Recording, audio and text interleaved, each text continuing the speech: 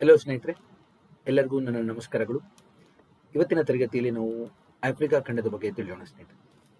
ನಾನು ನಿಮ್ಮ ಮೋಹನ್ ಕೃಷ್ಣ, ಭೂಗೋಳ ತಜ್ಞ ಮತ್ತು ಬೆಂಗಳೂರು ವಿಶ್ವವಿದ್ಯಾಲಯದಲ್ಲಿ ಅಸೋಸಿಯೇಟ್ ಪ್ರೊಫೆಸರ್ ಆಫ್ ಜಾಗ್ರಫಿಯಾಗಿ ಬೋಧನೆ ಮಾಡ್ತಾ ಇದ್ದೇನೆ.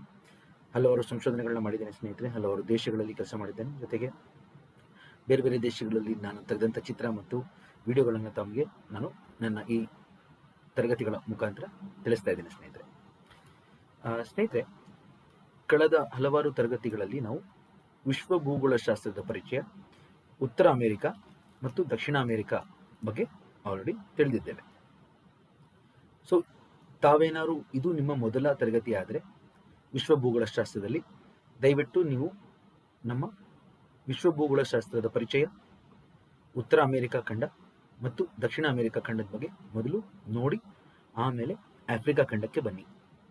ಯಾಕೆಂದರೆ ಹಂತ ಹಂತವಾಗಿ ತಾವು ಇದನ್ನು ತಿಳಿಬೇಕು. ವಿಶ್ವ ಭೂಗೋಳಶಾಸ್ತ್ರ ಏನಿದೆ, ಅತಿ ಹೆಚ್ಚು ಪ್ರಶ್ನೆಗಳು ನಮ್ಮ ಎಲ್ಲ ಸ್ಪರ್ಧಾತ್ಮಕ ಪರೀಕ್ಷೆಗಳಲ್ಲೂ ಬರುವಂಥದ್ದು. ಈ ವಿಶ್ವ ಭೂಗೋಳಶಾಸ್ತ್ರ ನೀವು ಕಲಿತ್ರೆ ನಿಮಗೆ ಪ್ರಚಲಿತ ಘಟನೆಗಳು ಅಂದರೆ ಕರೆಂಟ್ ಅಫೇರ್ಸ್ ಆಗಿರ್ಬೋದು, ಮತ್ತು ಭಾರತ ಮತ್ತು ಬೇರೆ ದೇಶಗಳ ಜೊತೆ ಇರುವಂಥ ಸಂಬಂಧ ಆಗಿರ್ಬೋದು, ಇಂಟರ್ನ್ಯಾಷನಲ್ ರಿಲೇಷನ್ಸ್, ಕರೆಕ್ಟ್ ವಿಶ್ವಸಂಸ್ಥೆಗಳು ಸಂಬಂಧಪಟ್ಟಿದ್ದಾಗಿರ್ಬೋದು, ಎಲ್ಲ ತಿಳಿಯುತ್ತೆ. ತುಂಬ ಕರೆಂಟ್ ಅಫೇರ್ಸ್ ಮತ್ತು ವಿಶ್ವ ಇತಿಹಾಸ, ವಿಶ್ವ ಆರ್ಥಿಕತೆ ಅವೆಲ್ಲ ನಿಮಗೆ ವರ್ಲ್ಡ್ ಜಾಗ್ರಫಿಯಿಂದಲೇ ಲಿಂಕ್. ಸೊ ವರ್ಲ್ಡ್ ಜಾಗ್ರಫಿ ಸ್ವಲ್ಪ ಕಷ್ಟ ಇದೆ. ಎಷ್ಟೋ ದೇಶಗಳನ್ನ ನೀವು ನೆನಪಿಟ್ಕೊಳ್ಬೇಕಾಗುತ್ತೆ, ಖಂಡಗಳನ್ನ ನೆನಪಿಟ್ಕೊಳ್ಬೇಕಾಗುತ್ತೆ. ಸ್ವಲ್ಪ ತಾಳ್ಮೆ ಬೇಕು. ಹಲವಾರು ವಿದ್ಯಾರ್ಥಿಗಳು ಸರ್ ಇದು ವರ್ಲ್ಡ್ ಜಾಗ್ರಫಿ ಕಷ್ಟ ಆಗ್ತಾ ಇದೆ ಅಂತೆಲ್ಲ ಮೆಸೇಜ್ ಮಾಡಿದ್ದೀರಾ. ವರ್ಲ್ಡ್ ಜಾಗ್ರಫಿ ಕಷ್ಟ ಅಲ್ಲ, ಸ್ವಲ್ಪ ತಾಳ್ಮೆ ಬೇಕು. ಅದನ್ನು ಹೇಳ್ತಾ ಇವತ್ತಿನ ಖಂಡ ಏನಿದೆ, ಆಫ್ರಿಕಾ ಖಂಡವನ್ನು ನಾನು ಶುರು ಮಾಡ್ತಾ ಇದ್ದೇನೆ. ತಾವು ಇದನ್ನು ಗಮನಿಸಿ. ಆಫ್ರಿಕಾ ಖಂಡ ನೋಡಿ, ಇಡೀ ವಿಶ್ವ ಭೂಪಟ ಏನಿದೆ ವರ್ಲ್ಡ್ ಮ್ಯಾಪ್ದು ಮಧ್ಯದಲ್ಲಿದೆ ನೋಡಿ. ಸೊ ಇದೇ ಕ್ವಶನ್, ವಿಶ್ವ ಭೂಪಟದ ಮಧ್ಯದಲ್ಲಿರುವಂಥ ಖಂಡ ಯಾವುದು ಅಂದರೆ ಆಫ್ರಿಕಾ. ಯಾಕೆ ಇದನ್ನು ವಿಶ್ವ ಭೂಪಟದ ಮಧ್ಯಭಾಗ ಅಂತ ಕರಿತಾ ಇದ್ದೀವಿ? ವರ್ಲ್ಡ್ ಮ್ಯಾಪ್ದು ಮಧ್ಯ ಅಂದ್ರೇನು? Centre of the world map ಅಂತ ಏನು ಕರಿತೀವಿ ಅಂದರೆ ಈಕ್ವೇಟರ್ ನೋಡಿ, ಸಮಭಾಜಕ ವೃತ್ತ 0 ಡಿಗ್ರಿ, ಹಾಗೆ ಮೇಲ್ಗಡೆಯಿಂದ ಬರುವಂಥ ಮೂಲ ರೇಖಾಂಶ ಎರಡು ಪಾಸ್ ಆಗ್ತದೆ ನೋಡಿ. ಓಕೆ, ಅವೆರಡು ಭೇಟಿಯಾಗೋ ಜಾಗನೇ ಎಕ್ಸ್ ಆಕ್ಸಿಸ್ ವೈ ಆಕ್ಸಿಸ್. ಇಲ್ಲಿ ಲೇಸರ್ ಪಾಯಿಂಟರ್ ಮುಖಾಂತರ ಮಾರ್ಕ್ ಮಾಡ್ತಾ ಇದ್ದೀನಿ. ಎಕ್ಸ್ ಆಕ್ಸಿಸ್ ವೈ ಆಕ್ಸಿಸ್ 0,0 ಅಂತವಲ್ಲ, ಅದೆಲ್ಲಿ ಬರುತ್ತೆ ಅಂದರೆ ಆಫ್ರಿಕಾ ಹತ್ರ ಬರುತ್ತೆ. ಆಫ್ರಿಕಾದ ಗಲ್ಫ್ ಆಫ್ ಗಿನಿ ಭಾಗದಲ್ಲಿ ಬರುತ್ತೆ. ಅಂದರೆ ಇಡೀ ವಿಶ್ವದ ಭೂಪಟದಲ್ಲಿ ಮಧ್ಯದಲ್ಲಿದೆ ಆಫ್ರಿಕಾ. ಸೊ ಆಫ್ರಿಕಾ ತುಂಬ ಮುಖ್ಯವಾದಂಥ ಖಂಡ. ಇದು ಆಫ್ರಿಕಾ ನೋಡಿ, ಯುರೋಪ್ದ ದಕ್ಷಿಣ ಭಾಗದಲ್ಲಿದೆ ಮತ್ತು ಏಷ್ಯಾ ಖಂಡದ ನೈಋತ್ಯ ಭಾಗದಲ್ಲಿದೆ, ಸೌತ್ ವೆಸ್ಟ್ ಆಫ್ ಏಷ್ಯಾ. ಅದನ್ನ ಕಟ್ಕೊಳ್ಳಿ. ಸೊ ಆಫ್ರಿಕಾದ ಉತ್ತರದಲ್ಲಿ ಮೆಡಿಟರೇನಿಯನ್ ಸಮುದ್ರ, ತಾವು ಇಲ್ಲಿ ಗಮನಿಸಿ, ಮೆಡಿಟರೇನಿಯನ್ ಸಮುದ್ರ ಅಂತಿದೆ. ಅದು ಇಲ್ಲಿ ಪಶ್ಚಿಮಕ್ಕೆ ಅಟ್ಲಾಂಟಿಕ್, ವೆಸ್ಟ್ಗೆ ಅಟ್ಲಾಂಟಿಕ್, ದಕ್ಷಿಣಕ್ಕೆ ದಕ್ಷಿಣ ಮಹಾಸಾಗರ, ಪೂರ್ವಕ್ಕೆ ಇಂಡಿಯನ್ ಓಷನ್ ಗೊತ್ತಾಯ್ತಲ್ಲ. ಈಶಾನ್ಯಕ್ಕೆ, ಆಫ್ರಿಕಾದ ಈಶಾನ್ಯಕ್ಕೆ ಏಷ್ಯಾ ಖಂಡ ಮತ್ತು ರೆಡ್ ಸಿ, ಸುವೇಸ್ ಕೆನಾಲ್, ಬಬೆಲ್ ಮಂಡೇಬ್ ಅನ್ನು ಗಮನಿಸ್ಬೋದು ತಾವು. ಸೊ ನಾನು ಇವಾಗ ಝೂಮ್ ಮಾಡ್ತೀನಿ ನೋಡಿ, ನಿಮಗೆ ಎಲ್ಲರಿಗೂ ಸುಲಭ ಆಗಲಿ ಅಂತೇಳಿ ನೋಡಿ. ಈ ಭಾಗ ನೋಡಿ ಯಾವ ರೀತಿ ಇದೆ. ಉತ್ತರಕ್ಕೆ ಮೆಡಿಟರೇನಿಯನ್ ಸಿ, ಇಲ್ಲಿ ಆಫ್ರಿಕಾದ ಉತ್ತರಕ್ಕೆ ಈ ಕಡೆ ಅಟ್ಲಾಂಟಿಕ್, ದಕ್ಷಿಣಕ್ಕೆ ದಕ್ಷಿಣ ಮಹಾಸಾಗರ, ಈ ಕಡೆ ಹಿಂದೂ ಮಹಾಸಾಗರ ಗೊತ್ತಾಯ್ತಲ್ಲ. ಈಶಾನ್ಯಕ್ಕೆ ಸುವೇಸ್ ಕಾಲುವೆ, ರೆಡ್ ಸಿ ಮತ್ತು ಬಬೆಲ್ ಮಂಡೇಬ್, ಗಲ್ಫ್ ಆಫ್ ಅಡೇನ್. ಆಯ್ತಾ, ಭಾರತ ನೋಡಿ ಇಲ್ಲಿದೆ ಗೊತ್ತಾಯ್ತಲ್ಲ ನಿಮಗೆ. ಸೊ ಈ ರೀತಿ ಆಫ್ರಿಕಾ ಖಂಡ ನಮಗೆ ಇಡೀ ಜಗತ್ತಿನಲ್ಲೇ 2ನೇ ದೊಡ್ಡ ಖಂಡ, ಜನಸಂಖ್ಯೆ ಮತ್ತು ಗಾತ್ರದಲ್ಲಿ. ಜೊತೆಗೆ ಆಫ್ರಿಕಾ ಖಂಡದ ಮುಖಾಂತರ ನೋಡಿ ಕರ್ಕಟ ಸಂಕ್ರಾಂತಿ, ಟ್ರಾಪಿಕ್ ಆಫ್ ಕ್ಯಾನ್ಸರ್ ಪಾಸ್ ಆಗ್ತಾ ಇದೆ ನೋಡಿ ಇಲ್ಲಿ, ಟ್ರಾಪಿಕ್ ಆಫ್ ಕ್ಯಾನ್ಸರ್. ಹಂಗೆ ಮಕರ ಸಂಕ್ರಾಂತಿ ಮತ್ತು ಕರ್ಕಟ ಸಂಕ್ರಾಂತಿ ಮತ್ತು ಸಮಭಾಜಕ ವೃತ್ತ 3 ಹಾದು ಹೋಗುವಂಥ ಖಂಡ ಯಾವುದು? Africa. So tropic of cancer, equator and tropic of capricorn passes through Africa. So ಆಫ್ರಿಕಾನ ಏನಂತ ಕರಿತೀವಿ? ಉಷ್ಣವಲಯದ ಖಂಡ, ಹಾಟ್ ಕಾಂಟಿನೆಂಟ್, ಟ್ರಾಪಿಕಲ್ ಕಾಂಟಿನೆಂಟ್ ಅಂತ ಕರಿತೀವಿ. ನಾನು ಮುಂದಿನ ತರಗತಿಯಲ್ಲಿ ಕ್ಲೈಮೆಟಾಲಜಿ ಶುರು ಮಾಡ್ತಾ ಇದ್ದೀನಿ ಸ್ನೇಹಿತರೆ. ಆ ಕ್ಲೈಮೆಟಾಲಜಿನ ನೀವು ಅರ್ಥ ಮಾಡ್ಕೊಳ್ಬೇಕು ಅಂದರೆ ಇದೆಲ್ಲ ಫುಲ್ ನೋಡಿ. ಹಾಗೆ ನಿಮಗೆ ಕ್ಲೈಮೆಟಾಲಜಿನಲ್ಲಿ ಎಷ್ಟೋ ದೇಶಗಳೆಲ್ಲ ಹೇಳ್ತೀನಿ, ಮತ್ತು ಎಷ್ಟೋ ವಿಷಯಗಳು, ಉಷ್ಣವಲಯ ಅಂದ್ರೇನು, ಸಮಶೀತೋಷ್ಣವಲಯ ಅಂದ್ರೇನು, ಧ್ರುವ ಪ್ರದೇಶ ಅಂದ್ರೇನು ಅಂತೆಲ್ಲ ಒಂದೊಂದಾಗಿ ವಿವರಣೆ ಕೊಡ್ತೀನಿ. ಸೊ ಆವಾಗ ನಿಮಗೆ ತುಂಬ ಕ್ಲೈಮೆಟಾಲಜಿ ಎಲ್ಲ ಡೌಟು ಕ್ಲಿಯರ್ ಆಗುತ್ತೆ. ಸೊ ಇವಾಗ ಸದ್ಯಕ್ಕೆ ತಾವು ಆಫ್ರಿಕಾ ಖಂಡ ಬಗ್ಗೆ ತಿಳಿದಿ ನೋಡಿ, ಆಯ್ತಲ್ಲ. ಸೊ ನೆಕ್ಸ್ಟ್ ನೋಡಿ, ಇದು ಫಿಸಿಕಲ್ ಮ್ಯಾಪ್. ಸೊ ಪ್ರಾಕೃತಿಕ ನಕಾಶೆ ನೋಡಿ ಯಾವ ರೀತಿ ಇದೆ. ಆಫ್ರಿಕಾ ನೋಡಿ, ಆಫ್ರಿಕಾ ಖಂಡ, ಉತ್ತರದಲ್ಲಿ ಮೆಡಿಟರೇನಿಯನ್ ಸಿ, ಎಲ್ಲ ಸುತ್ತ ನೀರೇನು ಕಾಣ್ತಿದೆ ಅದೆಲ್ಲ ಗೊತ್ತಾಗುತ್ತೆ ನಿಮಗೆ ಗೊತ್ತಾಯ್ತಲ್ಲ.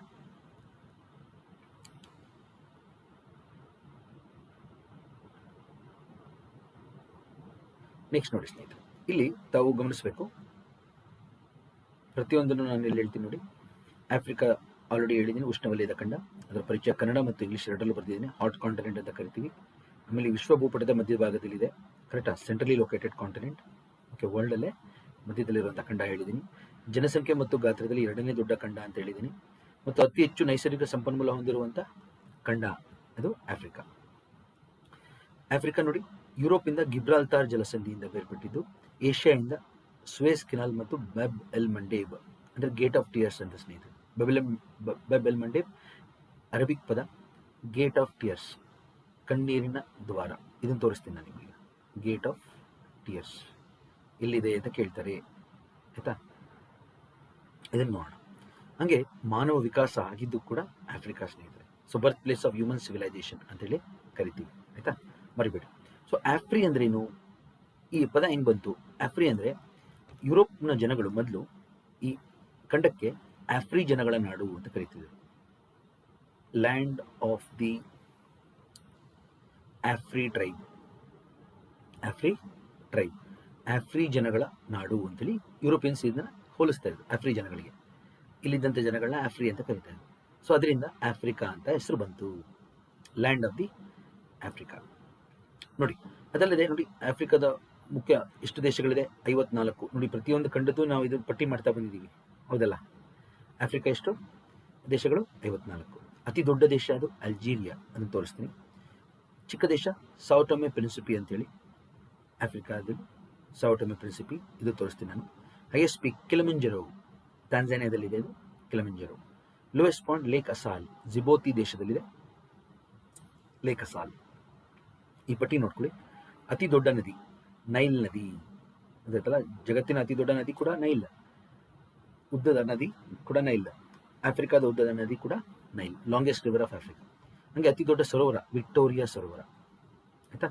ಕೀನ್ಯಾ, ಉಗಾಂಡಾ ಮತ್ತು ತಾಂಜಾನಿಯಾ 3 ದೇಶಗಳ ಮಧ್ಯೆ ಬರುತ್ತೆ ವಿಕ್ಟೋರಿಯಾ, ಆಯ್ತಾ?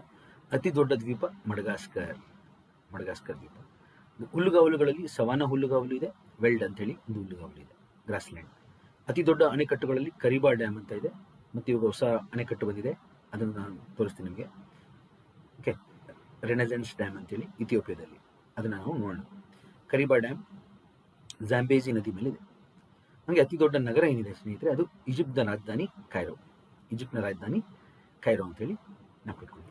ಸೊ ಇವಾಗ ನೋಡಿ, ನಾನು ನಿಮಗೆ ಜಲಸಂಧಿಗಳನ್ನ ತೋರಿಸ್ಬಿಡ್ತೀನಿ. ನೋಡಿ, ಇಲ್ಲಿ ಆಫ್ರಿಕಾದ ಉತ್ತರದಲ್ಲಿದೆ ಇದು ನಮ್ಮ ಗಿಬ್ರಾಲ್ತಾರ್ ಜಲಸಂಧಿ. ಮಾರ್ಕ್ ಮಾಡಿ ಎಲ್ಲರೂ, ಗಿಬ್ರಾಲ್ತಾರ್ ಜಲಸಂಧಿ ಎಲ್ಲಿದೆ? ಗಿಬ್ರಾಲ್ತಾರ್. ಓಕೆ, ಗಿಬ್ರಾಲ್ತಾರ್ ಜಲಸಂಧಿ ಯುರೋಪಿಂದ ಬೇರ್ಪಡಿಸುತ್ತೆ ಆಫ್ರಿಕಾನ. ಓಕೆ, ಗಿಬ್ರಾಲ್ತಾರ್ ಜಲಸಂಧಿ ಎಲ್ಲಿ ಬರುತ್ತೆ? ಆಫ್ರಿಕಾದ ವಾಯುವ್ಯ ಭಾಗದಲ್ಲಿ ಗಿಬ್ರಾಲ್ತಾರ್ ಜಲಸಂಧಿ ನಾವು ಕಟ್ಕೊಳ್ಳಿ. ಈ ಗಿಬ್ರಾಲ್ತಾರ್ ಅನ್ನೋ ಜಾಗ ಏನಪ್ಪಾ ಅಂದರೆ, ಇದು ಯುರೋಪ್ನಲ್ಲಿದೆ ಸ್ನೇಹಿತರೆ. 1711ರಲ್ಲಿ 1711ನಲ್ಲಿ ಸ್ಪೇನ್ ಮತ್ತು ಬ್ರಿಟನ್ ಮಧ್ಯೆ ಯುದ್ಧ ಆದಾಗ, ಬ್ರಿಟನ್ ಅವರು ಗೆದ್ದಾಗ ಅವರು ಈ ಜಾಗನ ವಶಪಡಿಸ್ಕೋತಾರೆ, ಗಿಬ್ರಾಲ್ತಾರ್ನ ವಶಪಡಿಸ್ಕೋತಾರೆ. ಸೊ ಈಗ ಗಿಬ್ರಾಲ್ತಾರ್ ಎಂಬ ಪ್ರದೇಶ ಯುಕೆಗೆ ಸೇರುತ್ತೆ. ಓಕೆ, ಗಿಬ್ರಾಲ್ತಾರ್ ಎಲ್ಲಿದೆ? ಯುರೋಪ್ನಲ್ಲಿ ಈ ಭಾಗದಲ್ಲಿದೆ, ಸ್ಪೇನ್ನ ದಕ್ಷಿಣ ಭಾಗದಲ್ಲಿದೆ. ಅದು ಯಾರ ವಶದಲ್ಲಿದೆ? ಗಿಬ್ರಾಲ್ತಾರ್ ಯುಕೆ ವಶದಲ್ಲಿದೆ. ನಾವು ಕಟ್ಕೊಳ್ಳಿ. 1711ನಲ್ಲಿ ಯುಕೆ ಯುದ್ಧದಲ್ಲಿ ಗೆದ್ದಾಗಿಂದ ಈ ಭಾಗ ಅವರ ಆಳ್ವಿಕೆನಲ್ಲಿದೆ. ನೋಡಿ, ಈ ಭಾಗ ನೋಡಿ ಎಷ್ಟು ಚಿಕ್ಕ ಜಲಸಂಧಿ ಅಂದರೆ ಎಲ್ಲ ಹಡಗು ಹಂಗೆ ಪಾಸ್ ಆಗಬೇಕು, ಗೊತ್ತಾಯ್ತಲ್ಲ? ಸೊ ವಿಶ್ವ ಮಹಾಯುದ್ಧ ಆದಾಗ ಯುಕೆ ಅವರಿಗೆ ಒಂದು ಒಳ್ಳೆ ಸ್ಟ್ರಾಟಜಿಕ್ ಲೊಕೇಶನ್ ಆಗಿತ್ತು ಸ್ನೇಹಿತರೆ. ಇದು ಎಲ್ಲ ಹಡಗುಗಳು, ಜರ್ಮನ್ ಹಡಗುಗಳನ್ನ ಅವರು ಇಲ್ಲಿ ಟಾರ್ಗೆಟ್ ಮಾಡೋದು, ಗೊತ್ತಾಯ್ತಲ್ಲ? ಇಂಥ ಜಾಗಗಳನ್ನ ನಾವು ಚೋಕ್ ಪಾಯಿಂಟ್ ಅಂತ ಕರಿತೀವಿ. ಚೋಕ್ ಪಾಯಿಂಟ್ ಅಂದರೆ ಒಂದು ದೇಶ ಇನ್ನೊಂದು ದೇಶನ ಟಾರ್ಗೆಟ್ ಮಾಡ್ಬೋದು ಇಂಥ ಜಾಗಗಳಲ್ಲಿ. ಅದನ್ನು ನೋಡಿ, ಗಿಬ್ರಾಲ್ತಾರ್ ಜಲಸಂಧಿನೇ ನಾವು key to the Mediterranean sea ಅಂತ ಕರೆಯೋದು. ಅಂದರೆ ಮೆಡಿಟರೇನಿಯನ್ ಸಮುದ್ರಕ್ಕೆ ಅಟ್ಲಾಂಟಿಕ್ ಮಹಾಸಾಗರದಿಂದ ಬರುವಂಥ ಐಕೈಕ ದ್ವಾರ ಮೊದಲು ಇದಾಗಿತ್ತು. ಓಕೆ, ಗಿಬ್ರಾಲ್ತಾರ್ನ key to the Mediterranean sea ಅಂತ ಕರೀತಾರೆ. ಅದನ್ನು ನಾನು ಬರಿತಾ ಇದ್ದೀನಿ, ತಾವು ಇದನ್ನು ಗಮನಿಸಿ. ಈ ಸಮುದ್ರಕ್ಕೆ ಯಾಕೆ ಮೆಡಿಟರೇನಿಯನ್ ಸಿ ಅಂತ ಕರೀತಾರೆ ಅಂದರೆ, ಉತ್ತರದಲ್ಲಿ ಯುರೋಪ್ ಇದೆ, ದಕ್ಷಿಣದಲ್ಲಿ ಆಫ್ರಿಕಾ ಇದೆ, ಈ ಕಡೆ ಏಷ್ಯಾ ಇದೆ. 3 ಖಂಡಗಳಿಂದ ಸುತ್ತುವರಲ್ಪಡುವಂಥ ಸಮುದ್ರ. ಮೆಡಿ ಅಂದ್ರೇನು? ಮಧ್ಯ. ಮೆಡಿಟರೇನಿಯನ್ ಅಂದರೆ ಸುತ್ತ ಇರುವಂಥ ಖಂಡಗಳು. 3 ಖಂಡಗಳಿಂದ ಸುತ್ತುವರಲ್ಪಡುತ್ತೆ, ಅದಕ್ಕೆ ಮೆಡಿಟರೇನಿಯನ್ ಸಿ, ಗೊತ್ತಾಯ್ತಲ್ಲ? ಮೆಡಿಟರೇನಿಯನ್ ಸಿ ನಾವು ಕಟ್ಕೊಳ್ಳಿ. ಹಂಗೆ ಈ ಭಾಗದಲ್ಲಿ ಬರೋದೆ ಸುವೇಸ್ ಕಾಲುವೆ. ನಾನು ಸುವೇಸ್ ಕಾಲುವೆನ ಮಾರ್ಕ್ ಮಾಡ್ತಾ ಇದ್ದೀನಿ ನೋಡಿ, ರೆಡ್ಡಲ್ಲಿ. ಇಲ್ಲಿ ಸುಯೆಸ್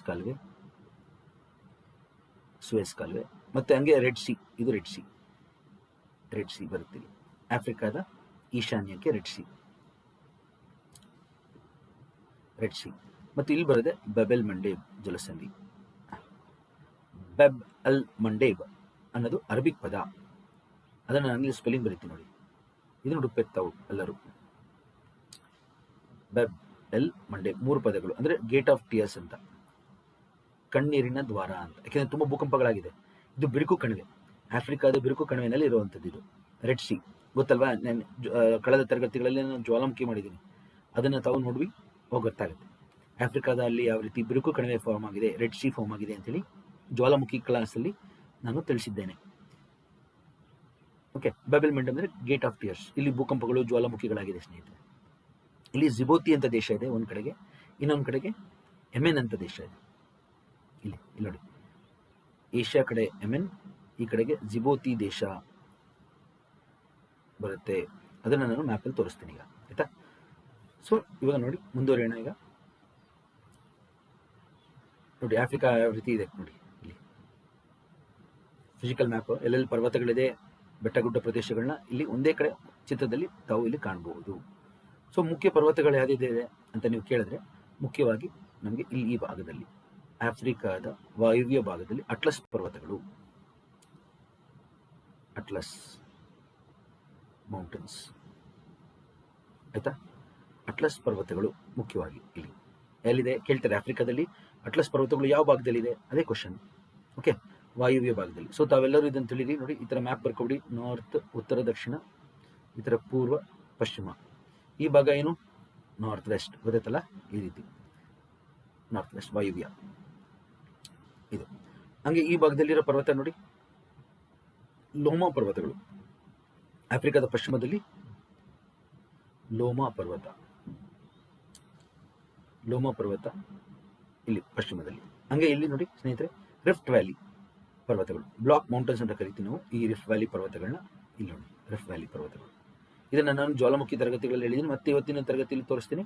ಓಕೆ, ಇವೆಲ್ಲ East African rift valley, East African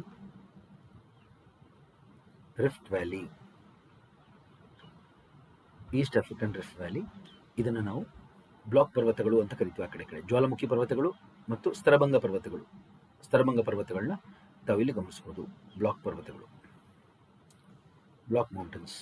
okay, ಇದನ್ನ ಇನ್ನೊಂದು ಹೆಸರೇ ಹಾರ್ಸ್ಟ್, ಜರ್ಮನ್ನಲ್ಲಿ ಹಾರ್ಸ್ ಪರ್ವತಗಳು ಅಂತ ಕರಿತೀವಿ. ಓಕೆ, ಹಂಗೆ ಈ ಕಡೆ ನೋಡಿ ಡ್ರೆಕನ್ಸ್ಬರ್ಗ್. ಇಲ್ಲಿ ಇದು ಅಷ್ಟೇ ಸ್ತರಭಂಗ ಪರ್ವತಗಳು, ಡ್ರೆಕನ್ಸ್ಬರ್ಗ್ ಶ್ರೇಣಿಗಳು. ತಾವು ತಪ್ಪದೇ ಇದನ್ನೆಲ್ಲ ನೋಡಿ ಸ್ನೇಹಿತರೆ. ಇಲ್ಲಿ ಆಫ್ರಿಕಾದ ನಕಾಶೆಯಲ್ಲಿ ತಾವು ಗಮನಿಸಬೇಕು. ಇದನ್ನು ಎಕ್ಸಾಮಲ್ಲಿ ಏನು ಮಾಡ್ತಾ ಇದ್ದಾರೆ, ಎಲ್ಲ ಪರೀಕ್ಷೆಗಳಲ್ಲೂ ಪರ್ವತ ಕೊಟ್ಟು ಅದು ಯಾವ ಕಡೆ ಇದೆ, ಆಫ್ರಿಕಾದ ಯಾವ ಭಾಗದಲ್ಲಿದೆ ಅಂತ ಕೇಳ್ತಾರೆ. ಒಂದು ಕಡೆ ದೇಶಗಳು, ಒಂದು ಕಡೆ ಪರ್ವತಗಳು, ಒಂದು ಕಡೆ ಖಂಡಗಳು, ಒಂದು ಕಡೆ ಇದು ಪರ್ವತಗಳನ್ನ ಕೊಟ್ಟು ಕೇಳಬಹುದು, ಆಯ್ತಾ? ಡ್ರೆಕನ್ಸ್ಬರ್ಗ್ ರೇಂಜ್ ಈ ರೀತಿ ಮುಖ್ಯ ಪರ್ವತಗಳನ್ನ ನಾನು ತೋರಿಸಿದೆ. ಅಟ್ಲಸ್, ಈ ಕಡೆ ಲೋಮಾ ಪರ್ವತ, ಈ ಕಡೆ ಡ್ರೆಕನ್ಸ್ಬರ್ಗ್ ಪರ್ವತ ಶ್ರೇಣಿ, ಈ ಕಡೆ ರಿಫ್ಟ್ ವ್ಯಾಲಿಯ ಸ್ತರಭಂಗ ಪರ್ವತಗಳು. ಓಕೆ,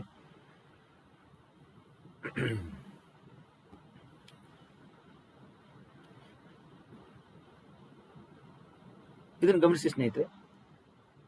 ಯಾವ ದೇಶಗಳಿದೆ ಅಂತ ಹೇಳಿ ಗಮನಿಸೋಣ. ಈಗ ನಾನು ಈ ಭಾಗದಿಂದ ಶುರು ಮಾಡ್ತಾ ಇದ್ದೇನೆ ನೋಡಿ. ಈಜಿಪ್ಟ್, ನಾನು ಹೇಳಿದೆ ಮೆಡಿಟರೇನಿಯನ್ ಸಿ ಕರಾವಳಿ ತೀರದಲ್ಲಿ ಯಾವ್ಯಾವ ದೇಶಗಳು ಬರುತ್ತೆ ನೋಡಿ. Egypt, Libya, Tunisia, Algeria, Morocco. ಎಕ್ಸಾಮಲ್ಲಿ ಏನು ಮಾಡ್ತಾ ಇದ್ದಾರೆ, UPSC ಅಂತ ಎಕ್ಸಾಮ್ಗಳಲ್ಲಿ ದೇಶ ಕೊಟ್ಟು ಅದು ಯಾವ ಸಮುದ್ರ ಪಕ್ಕದಲ್ಲಿದೆ ಅಂತ ಕೇಳ್ತಾ ಇದ್ದಾರೆ, ಗೊತ್ತಾಯ್ತಲ್ಲ? ಇವಾಗ ಈಜಿಪ್ಟ್ ಮೆಡಿಟರೇನಿಯನ್ ಸೀನೂ ಇದೆ ಇಲ್ಲಿ ಉತ್ತರದಲ್ಲಿ, ಈ ಕಡೆ ರೆಡ್ ಸೀನೂ ಇದೆ, ಗೊತ್ತಾಯ್ತಲ್ಲ? ಈ ರೀತಿ ಅವ್ರು ಏನು ಮಾಡ್ತಾ ಇದ್ದಾರೆ, ಸೊ ಎಕ್ಸಾಮ್ಗಳಲ್ಲಿ ಯಾವ ದೇಶ ಯಾವ ಸಮುದ್ರದ ಹತ್ರ ಇದೆ ಅಂತಲೇ ಈಗ ಕೇಳ್ತಾ ಇದ್ದಾರೆ ನೋಡಿ. ಮೆಡಿ ಅಂದರೆ ಮಧ್ಯ, ಟೆರೇನಿಯನ್ ಅಂದರೆ ಲ್ಯಾಂಡ್ ಅಂತ, ಮೆಡಿಟರೇನಿಯನ್ ಸಮುದ್ರ. ಇಲ್ಲಿ ನೋಡಿ ಕೆಂಪು ಸಮುದ್ರ. ಏನಕ್ಕೆ ಇದನ್ನು ಕೆಂಪು ಸಮುದ್ರ ಅಂತ ಕರೀತಾರೆ? ಇಲ್ಲಿ ಬ್ಲೂ ಗ್ರೀನ್ ಆಲ್ಗೆ ಏನಿರುತ್ತೆ ಇಲ್ಲಿ, ಓಕೆ, ಆ ಬ್ಲೂ ಗ್ರೀನ್ ಆಲ್ಗೆನೆಲ್ಲ ಏನಾಗೋಗುತ್ತೆ ಸ್ನೇಹಿತರೆ, ಸತ್ತಾಗ ಕೆಂಪು ಬಣ್ಣ ಆಗೋಗುತ್ತೆ ಈ ಭಾಗದಲ್ಲಿ. ಅದಕ್ಕೋಸ್ಕರ ಅದೆಲ್ಲ ಕೆಂಪು ಬಣ್ಣ ಆದಾಗ ಅದೆಲ್ಲ ಇಲ್ಲೇ ಆ ಕಡೆ ಭೂಮಿ ಈ ಕಡೆ ಭೂಮಿ ಎಲ್ಲೋ ಹೋಗೋಕ್ಕಾಗದೆ ಅಲ್ಲೇ ಒಂದೇ ಜಾಗದಲ್ಲಿ ಕೊಳೆಯುತ್ತೆ. ಅದಕ್ಕೆ ರೆಡ್ ಸಿ ಅಂತೇಳಿ ನಾವು ಅದಕ್ಕೆ ಹೆಸರಿಟ್ಟಿದ್ದೀವಿ. ಕಟ್ಕೊಳ್ಳಿ. ಕೆಂಪು ಸಮುದ್ರ ಅಂತ ಏನಕ್ಕೆ ಕರೀತಾರೆ ಅಂತೇಳಿ ಅದೇ ಒಂದು ಪ್ರಶ್ನೆಯಾಗಿ ಹಲವಾರು ಓಕೆ ಪರೀಕ್ಷೆಗಳಲ್ಲಿ ಅದೇ ಒಂದು ಪ್ರಶ್ನೆ, ಆಯ್ತಾ. ಸೊ ಅದನ್ನ ಕಟ್ಕೊಳ್ಳಿ. ಬ್ಲೂ ಗ್ರೀನ್ ಆಲ್ಗೆ ಏನಿದೆ ಟ್ರೈಕೋಡಿಸ್ಮಿಯಂ ಎರಿಥ್ರಿಯಂ ಅಂತ ನಾವು ಕರಿತೀವಿ. ಸೊ ಅದನ್ನು ನಾನು ಇಲ್ಲಿ ಬರ್ದಿರ್ತೀನಿ. ರೆಡ್ ಸೀಗೆ ಏನಕ್ಕೆ ಆ ಥರ ಕರಿತೀವಿ ಅಂದರೆ ಇಲ್ಲಿ ಸಿಗುವಂಥ ನಮಗೆ ಒಂದು ಬ್ಲೂ ಗ್ರೀನ್ ಆಲ್ಗೆ ಅದು ಕೊಳೆತಾಗ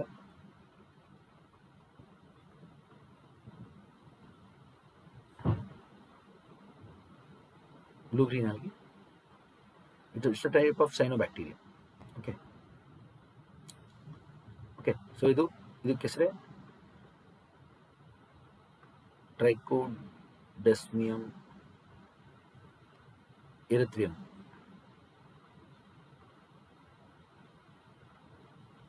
ಇದಿರುತ್ತೆ, ಈ ಸೈನೋಬ್ಯಾಕ್ಟೀರಿಯಾ ಇರುತ್ತೆ ಇಲ್ಲಿ. ಇದು ಸತ್ತಾಗ ಏನಾಗುತ್ತೆ? ಕೆಂಪು ಬಣ್ಣ ಆಗುತ್ತೆ, ಗೊತ್ತಾಯ್ತಲ್ಲ. ರೆಡ್ಡಿಶ್ ಬ್ರೌನ್ ಆಗೋಗುತ್ತೆ, ರೆಡ್ ಬಣ್ಣ ಆಗುತ್ತೆ. ಇದನ್ನು ಕೇಳ್ತಾರೆ ನೋಡಿ ಸ್ನೇಹಿತರೆ, ರೆಡ್ ಸೀಗೆ ಏನಕ್ಕೆ ರೆಡ್ ಅಂತ ಕರೀತಾರೆ? ಗೊತ್ತಾಯ್ತಲ್ಲ, ರೆಡ್ ಸೀಗೆ ಹೆಸರು ರೆಡ್ ಅಂತ ಏನಕ್ಕೆ ಬಂತು ಅಂತ ಕೇಳ್ಬಿಡ್ತಾರೆ. ಅವಾಗ ನಿಮಗೆ ಏನಪ್ಪ ಇದು ಎಲ್ಲಿಂದ ಕೇಳ್ತಾ ಇದ್ದಾರೆ ಕ್ವಶನ್ಸ್ಗಳನ್ನ ಅನಿಸ್ಬೋದು. ನಾನು ಈ ತರಗತಿಲಿ ಹೇಳಿದ್ದೀನಿ. ಓಕೆ, ಹಾಗೆ ಬ್ಲ್ಯಾಕ್ ಸೀನ ಏನಕ್ಕೆ ಬ್ಲ್ಯಾಕ್ ಸಿ ಅಂತ ಕರಿತೀವಿ ಅಂತೆಲ್ಲ ಹೇಳ್ಕೊಡ್ತೀನಿ ನಾನು ನಿಮಗೆ, ಗೊತ್ತಾಯ್ತಲ್ಲ. ಸ್ವಲ್ಪ ಸೈಂಟಿಫಿಕ್ ಅನ್ಸಿದ್ರೆ ನೀವು ತಾಳ್ಮೆಯಿಂದ ಕೇಳಬೇಕಾಗುತ್ತೆ. ಎಷ್ಟೋ ಜನ ಹುಡುಗರು ಸೊ ನಾವು ಪಿ ಸಿ ಲೆವೆಲ್ಗೆ ಓದ್ತಾ ಇದೀವಿ, ಇವರೇನಪ್ಪ ಎಷ್ಟೊಂದು ಹೇಳ್ತಾರೆ ಅಂದರೆ ಅಲ್ಲೇ ಬರೋದು ಈ ಥರ ಕ್ವಶನ್ಗಳು. ನೀವೇನು ಮಾಡ್ತೀರಾ ಗೊತ್ತಾ, ಪಿ ಸಿ ಅಂತ ಹೇಳ್ಕೊಟ್ಟು ತುಂಬ ಕಡಿಮೆ ಓದೋಕೆ ಹೋಗ್ತೀರಾ. ಅವಾಗ ಏನಾಗೋಗುತ್ತೆ, ಅಲ್ಲೇ ಈ ಥರ ಟೆಕ್ನಿಕಲ್ ಕ್ವಶನ್ಸ್ಗಳು ಬಂದಾಗ ನೀವು ಆಶ್ಚರ್ಯ ಆಗುತ್ತೆ, ಇದೇನಪ್ಪ ಈ ರೀತಿ ಕೇಳ್ತಾ ಇದಾರಲ್ಲ ಅಂತ. ಗೊತ್ತಾಯ್ತಲ್ಲ, ಯು ಪಿ ಎಸ್ ಸಿನಲ್ಲಿ ಕೇಳ್ತಾ ಇಲ್ಲ ಅವರು, ಇದನ್ನು ಪಿ ಸಿ FDA SDA ಆ ಲೆವೆಲ್ಗೆ ಹೋಗ್ತಾ ಇದ್ದಾರೆ ಈಗ. ಸೊ ನಾವು ಸ್ನೇಹಿತರೆ ನೋಡಿ, ನಾವು ಬರೀ ಕ್ವಶನ್ ಆನ್ಸರ್ ಮಾಡಿಕೊಂಡು ಕಾಲ ಕಳೀತಾ ಇಲ್ಲ. ಈ ಥರ ತರಗತಿಗಳು ಮಾಡೋದ್ರಿಂದ ಏನಾಗುತ್ತೆ, ನಿಮಗೆ ಆ್ಯಕ್ಚುಲಾಗಿ ಬೇಸಿಕ್ ಬಿಲ್ಡ್ ಆಗುತ್ತೆ, ಗೊತ್ತಾಯ್ತಲ್ಲ. ಸೊ ಎಷ್ಟೋ ಜನ ನನಗೆ ಕೇಳ್ತಾರೆ, ಸರ್ ನೀವು ಕ್ವಶನ್ ಆನ್ಸರ್ ಥರ ಮಾಡಿ ಅಂತ. ಕ್ವಶನ್ ಆನ್ಸರ್ ಮಾಡೋದ್ರಿಂದ ಏನಾಗುತ್ತೆ ಹೇಳಿ, ನಿಮಗೆ ಅರ್ಧಂಬರ್ಧ ವಿಷಯ ತಿಳಿಯುತ್ತಷ್ಟೇ.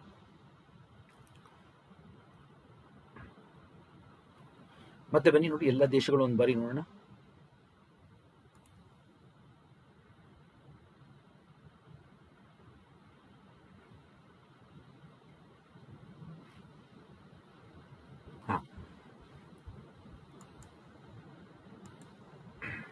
ಇಲ್ಲಿ ನೋಡಿ, ಲೇಸರಿಂದ ಶುರು ಮಾಡ್ತೀನಿ ನಾನು.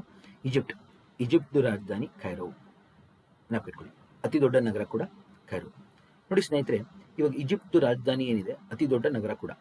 ನಗರಗಳ ಸಮಸ್ಯೆ ಹೆಚ್ಚಾಗಿ ಏನಾಗಿದೆ, ಈಗ ಈಜಿಪ್ಟ್ನ ರಾಜಧಾನಿನ ಸ್ಥಳಾಂತರಗೊಳಿಸೋಕ್ಕೆ ಈಜಿಪ್ಟ್ ದೇಶ ಮುಂದಾಗಿದೆ.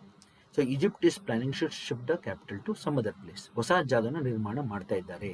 ಸೊ ಅಂದರೆ ಯಾವ ದೇಶ ಜನಸಂಖ್ಯೆ ಹೆಚ್ಚಾಗಿ, ಅದರ ಸಮಸ್ಯೆಗಳು ಹೆಚ್ಚಾಗಿ ಅದರ ರಾಜಧಾನಿಯನ್ನು ಸ್ಥಳಾಂತರಗೊಳಿಸಲು ನಿರ್ಧಾರ ಕೈಗೊಂಡಿದೆ ಅಂದರೆ ಈಜಿಪ್ಟ್. ಕೈರೋ ನಗರದಿಂದ ಬಲಗಡೆಗೆ ವೀಡಿಯನ್ ಅಂತ ನಗರವನ್ನು ಹೊಸದಾಗಿ ನಿರ್ಮಾಣ ಮಾಡ್ತಾ ಇದ್ದಾರೆ. ವೀಡಿಯನ್ ಅನ್ನೋದು ಈಜಿಪ್ಟ್ನ ಹೊಸ ರಾಜಧಾನಿ ಆಗ್ಲಿಕ್ಕೆ ಹೊರಟಿದೆ, ನೆನಪಿಟ್ಕೊಳ್ಳಿ. ಇದು ಪ್ರಚಲಿತ ಘಟನೆಗೆ ಸೇರಿಸಿ. ವೀಡಿಯನ್ ಅಂದರೆ ವಾಡಿ ಅಂತ, ಇದರ ಅರ್ಥ ವಾಡಿ ಅಂದರೆ ಡ್ರೈ ವ್ಯಾಲಿ. ಓಕೆ, ನೀರು ಹರಿದಿರುವಂಥ ಪ್ರದೇಶಗಳನ್ನ ವಾಡಿ ಅಂತೀರಿ, ರಿವರ್ ವ್ಯಾಲಿ. ಒಣಗಿರುವಂಥ ವ್ಯಾಲಿ ಡ್ರೈ ವ್ಯಾಲಿ, ವಾಡಿ ಅಂತ ಕರೀತಾರೆ ಆಫ್ರಿಕಾದಲ್ಲಿ. ವಾಡಿ ಅಂದರೆ ಅದೇ ವೀಡಿಯನ್. ಹಲವಾರು ಇದೆ, ಅದಕ್ಕೋಸ್ಕರ ಪ್ಲೂರಲ್ ಏನು ವೀಡಿಯನ್ ಏನಾಗ್ತಿದೆ ಈಗ, ಈಜಿಪ್ಟ್ ಅದರ ರಾಜಧಾನಿಯನ್ನು ಕೈರೋ ನಗರದಿಂದ ಇದಕ್ಕೆ ಸ್ಥಳಾಂತರ ಮಾಡುತ್ತೆ ಮುಂದಕ್ಕೆ. ಇವಾಗ ಇದು ವೀಡಿಯನ್ ನಗರ ನಿರ್ಮಾಣ ಹಂತದಲ್ಲಿದೆ, ನೆನಪಿಟ್ಕೊಳ್ಳಿ. ನಿರ್ಮಾಣ ಹಂತದಲ್ಲಿದೆ ನೋಡಿ. ಇಷ್ಟೊಂದು ಕರೆಂಟ್ ಅಫೇರ್ಸ್ ಕವರ್ ಮಾಡಿಬಿಡ್ತಾ ಇದ್ದೀನಿ ನಾನು, ಗೊತ್ತಾಯ್ತಲ್ಲ. ಈಜಿಪ್ಟ್ ತನ್ನ ರಾಜಧಾನಿಯನ್ನು ಕೈರೋನಿಂದ ವೀಡಿಯನ್ಗೆ ಶಿಫ್ಟ್ ಆಗುತ್ತೆ. ಇವಾಗ ಆಲ್ರೆಡಿ ಕನ್ಸ್ಟ್ರಕ್ಷನ್ ನಡೀತಾ ಇದೆ. ಹೆಸರಲ್ಲಿ ಇದನ್ನು ಕೇಳ್ಬೋದಲ್ವಾ? ನೋಡ್ರಾ, ಈಜಿಪ್ಟ್ ನೋಡಿ, ಈ ಕಡೆ ಮೆಡಿಟರೇನಿಯನ್ ಸಿ, ಈ ಕಡೆ ರೆಡ್ ಸಿ, ಎರಡು ಕಡೆಗೂ ಇದೆ ಕರಾವಳಿ ತೀರ. ಸುಯೆಸ್ ಕೆನಾಲ್ ಇರುವ ದೇಶ ಇದೆ. ಓಕೆ, ಗಿಫ್ಟ್ ಆಫ್ ನೈಲ್ ಅಂತ ಕರೆಯೋ ದೇಶ ಇದೆ. ಈಜಿಪ್ಟ್ನ ಗಿಫ್ಟ್ ಆಫ್ ನೈಲ್ ಅಂತ ಕರಿತೀವಿ. ಹಾಗೆ ಇಲ್ಲಿ ಬನ್ನಿ, ಲಿಬಿಯಾ ಟ್ರಿಪೋಲಿ. ಲಿಬಿಯಾ ದೇಶಕ್ಕೆ ರಾಜಧಾನಿ ಟ್ರಿಪೋಲಿ ನೋಡಿ ಇಲ್ಲಿ, ಆಯ್ತಾ. ಹಾಗೆ ಟುನಿಸ್, ಅದರ ದೇಶಗಳು ಮತ್ತು ರಾಜಧಾನಿ ಹೇಳ್ತಾ ಇದ್ದೀನಿ, ಉಚ್ಚಾರಣೆ ಹೇಳ್ತಾ ಇದ್ದೀನಿ, ಗಮನಿಸ್ಬಿಡಿ. ಅಲ್ಜೀರಿಯಾ ನೋಡಿ, ಇದೇ ಅತಿ ದೊಡ್ಡ ದೇಶ, ಆಫ್ರಿಕಾದ ಅತಿ ದೊಡ್ಡ ದೇಶ ಅಲ್ಜೀರಿಯಾ, ಗಮನಿಸಿ ಗಾತ್ರದಲ್ಲಿ. ಮೆಡಿಟರೇನಿಯನ್ ಸಿ ಕರಾವಳಿ ತೀರ ದೇಶ ಅಲ್ಜೀರ್ಸ್. ಇಲ್ಲಿ ನೋಡಿ ಮೊರಾಕೋ ರಬಾತ್.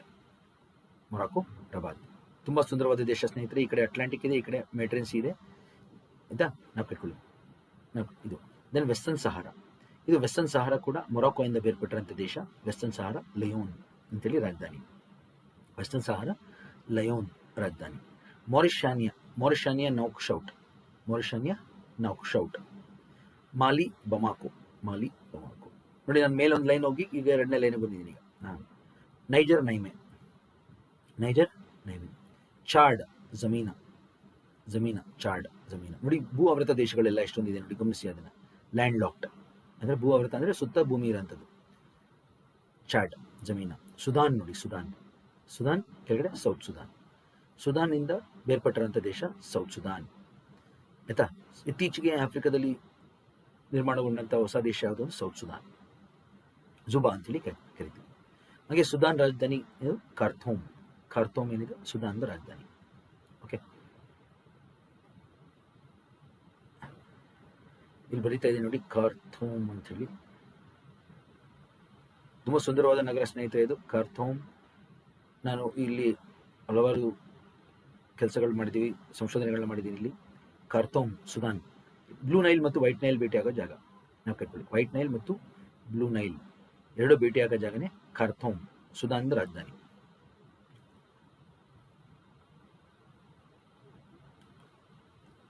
ಓಕೆ, ಸುದಾನ್. ಇಥಿಯೋಪಿಯಾ ಅಡಿಸ್ ಅಬಾಬಾ ನಾವು ಕಟ್ಕೊಳ್ಳಿ. ಹಾಗೆ ಇರಿಟ್ರಿಯಾ ಅಸ್ಮಾರ. ನೋಡಿ, ಇರಿಟ್ರಿಯಾ ದೇಶ 1911 ಇಥಿಯೋಪಿಯಿಂದ ಬೇರ್ಪಡ್ತು. ಯಾವಾಗ ಇಥಿಯೋಪಿಯಾ ಬೇರೆ, ಇರಿಟ್ರಿಯಾ ಸಪರೇಟ್ ಆಯಿತು ಇಥಿಯೋಪಿಯಾದಿಂದ, ನೋಡಿ ಇಥಿಯೋಪಿಯಾ ಭೂ ಆವೃತ ದೇಶ ಆಯಿತು, ಲ್ಯಾಂಡ್ ಲಾಕ್ಡ್. ಕರಾವಳಿ ತೀರ ಕಳ್ಕೊತು. ಇಥಿಯೋಪಿಯಾಗೆ ಕರಾವಳಿ ತೀರ ಇಲ್ಲ ಈಗ. ನೋಡಿ, ಇರಿಟ್ರಿಯಾ ಅಸ್ಮಾರ. ನೋಡಿ, ಜಿಬೋತಿ ನಾನು ಅವಾಗಲೇ ಹೇಳ್ತಾ ಇದ್ದೆ, ಜಿಬೋತಿ ನಾವು ಕಟ್ಕೊಳ್ಳಿ.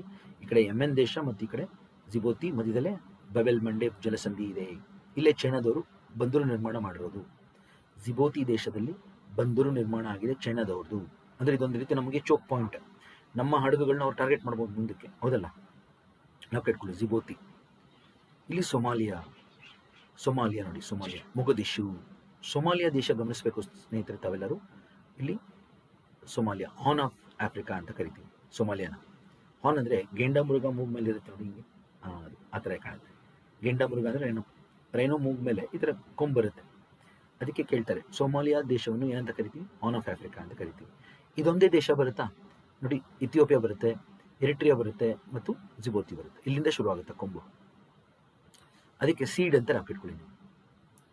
ಗೊತ್ತಾಯ್ತಲ್ಲ, ಶಾರ್ಟ್ಕಟ್ ನಾವು ಕಟ್ಕೊಳ್ಳಿ. ಸೀಡ್ ಸೊಮಾಲಿಯಾ, ಇಥಿಯೋಪಿಯಾ, ಎರಿಟ್ರಿಯಾ ಮತ್ತು ಜಿಬೋತಿ.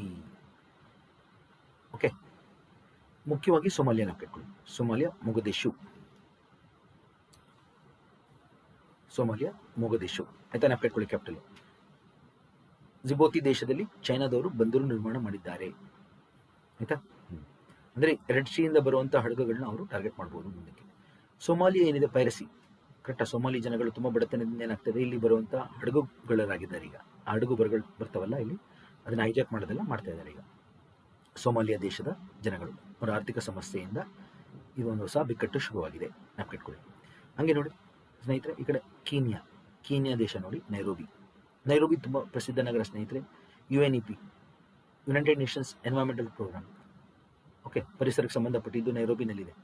UN ಹ್ಯಾಬಿಟಾಟ್, ಓಕೆ, ವಿಶ್ವಸಂಸ್ಥೆದು ಇನ್ನೊಂದು ಸಂಸ್ಥೆ ಕೂಡ ನೈರೋಬಿನಲ್ಲಿದೆ. UN ಹ್ಯಾಬಿಟಾಟ್ ಮತ್ತು UNEP ಆಯ್ತಾ, ನೆನಪಿಟ್ಕೊಳ್ಳಿ. ಕೇಳ್ತಾರೆ ಎಕ್ಸಾಮಲ್ಲಿ. UNEP ಮತ್ತು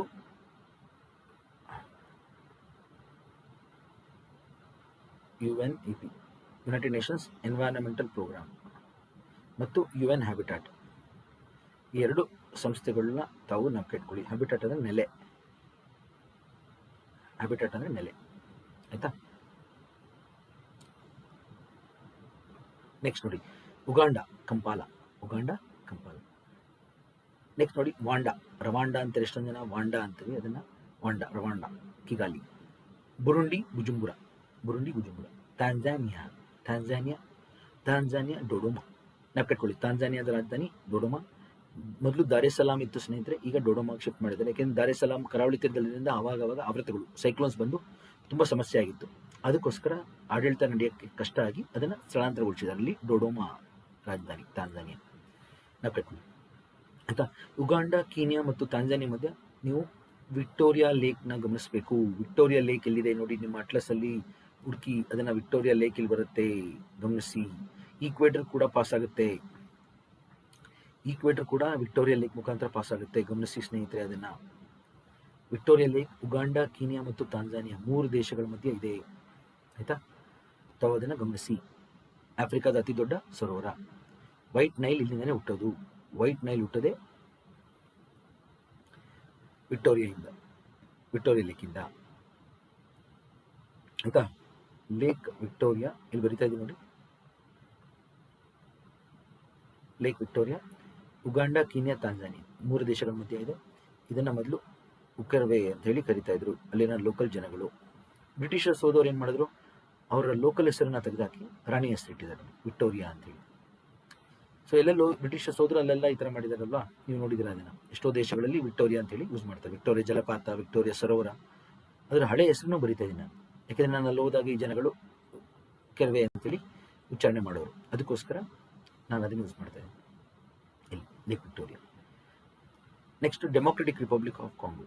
democratic Republic of Congo Kinshasa ನಾವು ಕಟ್ಕೊಳ್ಳಿ. ಇದು ಈಕ್ವೇಟರ್ ಹತ್ರ ಬರ್ತಾ ಇದೆ ಸ್ನೇಹಿತರೆ. ಇದು ಒಂದು ನದಿ ಹೆಸರು, ಝಯರ್ ಎಂಬ ನದಿ ಹೆಸರು. ಝಯರ್ ಅಂತ ಕರಿತೀವಿ ಇದನ್ನ. ಕಾಂಗೋಗೆ ಇನ್ನೊಂದು ಹೆಸರೇ ಝಯರ್. ಇದು ಈಕ್ವೇಟರ್ ಮಧ್ಯದಲ್ಲಿರೋದ್ರಿಂದ ಏನಾಗುತ್ತೆ, ತುಂಬ ಮಳೆ ಆಗುತ್ತೆ. ತುಂಬ ಮಳೆ ಆಗೋದ್ರಿಂದ ತುಂಬ ಜಾಸ್ತಿ ನೀರು ಇರುತ್ತೆ ಈ ಭಾಗದಲ್ಲಿ. ಆಮೇಲೆ ದಟ್ಟ ಕಾಡಿದೆ, ಮಳೆ ಕಾಡುಗಳು, ರೈನ್ ಫಾರೆಸ್ಟ್ ಆಫ್ ಆಫ್ರಿಕಾ ಎಲ್ಲಿ ಬರುತ್ತೆ ಅಂದರೆ ಕಾಂಗೋ ದೇಶದಲ್ಲಿ ಬರುತ್ತೆ. ನಾವು ಕೆಟ್ಕೊಳ್ಳಿ, rainforest of Africa Congo ದೇಶದಲ್ಲಿದೆ. ಆಯ್ತಾ? ಝಯರ್ ನದಿ ಏನಿದೆ ಈಕ್ವೇಟರ್ನ 2 ಬಾರಿ ದಾಟುತ್ತೆ, ಮರಿಬೇಡಿ. ಇವಾಗ ನಾನು ಈಕ್ವೇಟರ್ ಬರ್ಕೊಂಡೆ ಅಂದರೆ ಇಲ್ಲಿ ನೋಡಿ, ಈಕ್ವೇಟರ್ನ ಬರ್ಕೊಂಡ್ರೆ ಇಲ್ಲಿ ನೋಡಿ ಈ ಥರ ಹೋಗ್ತಾ ಇದೆ ಈಕ್ವೇಟರ್, ಗೊತ್ತಾಯ್ತಲ್ಲ? ಆ ಈಕ್ವೇಟರ್ ಏನಾಗ್ತಿದೆ, ಒಂದು ನಿಮಿಷ ನಾನು ರೆಡ್ಡಲ್ಲಿ ಬರೀತೀನಿ ನೋಡಿ ಅದನ್ನು.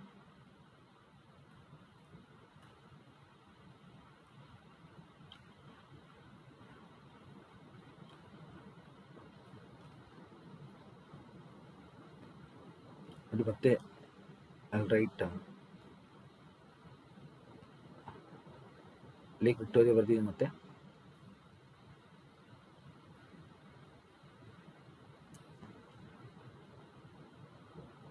ನೋಡಿ ಇಲ್ಲಿ ಉಗಾಂಡ, ವಿಕ್ಟೋರಿಯಾ, ಕೀನ್ಯಾ ಮತ್ತು ಸೋಮಾಲಿಯಾ ಈ ಥರ ಈಕ್ವೇಟರ್ ಪಾಸ್ ಆಗ್ತಿದೆ ನೋಡಿ.